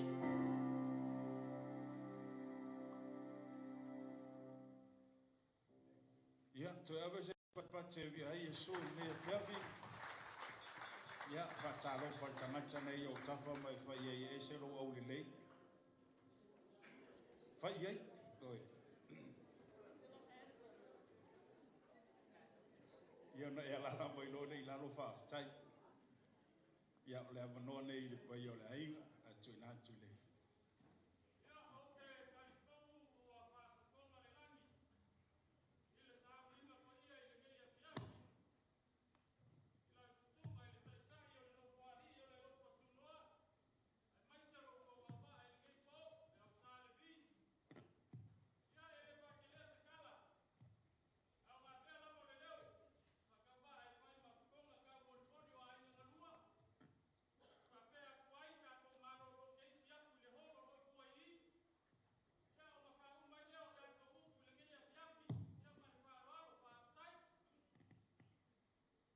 whamalo whawhikai. Sa ngoa, lewa, whairo whonga kauma moli, wa foi ai ngalua. Ya, kan kong fuera le koe fasilia voisa maku whamkaranga. E sikai miong kako whiroa i reku sai manengei po. Ka sikai miong moli moli aku leo le saa, o le kangalo saa fo i o. Ta whionga po le sunga le whawhireiga, i longa mauka, ia ai kalakua ao ma whioaku, suaku, mariwaku, i le olo kua ngei, pe o ngā whawhonga li. Pa ia ma le malu foi, malu ngei aso, a wale kani ngā sua le ngea fiafi malu whalalo, tai.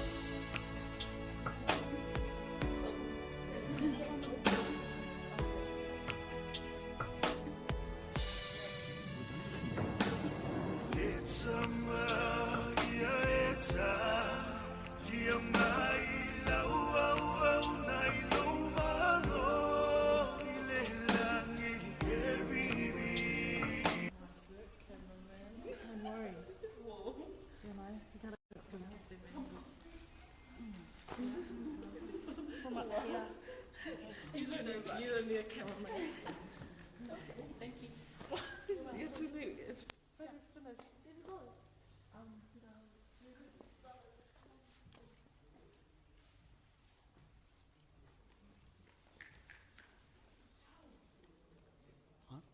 Cut. Finish.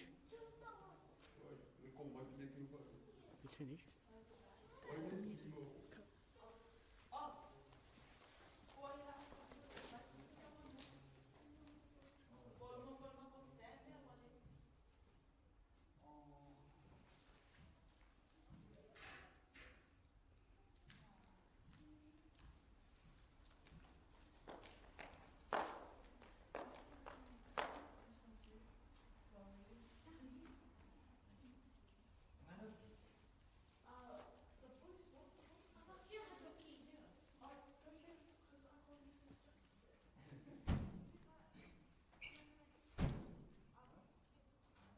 Andy?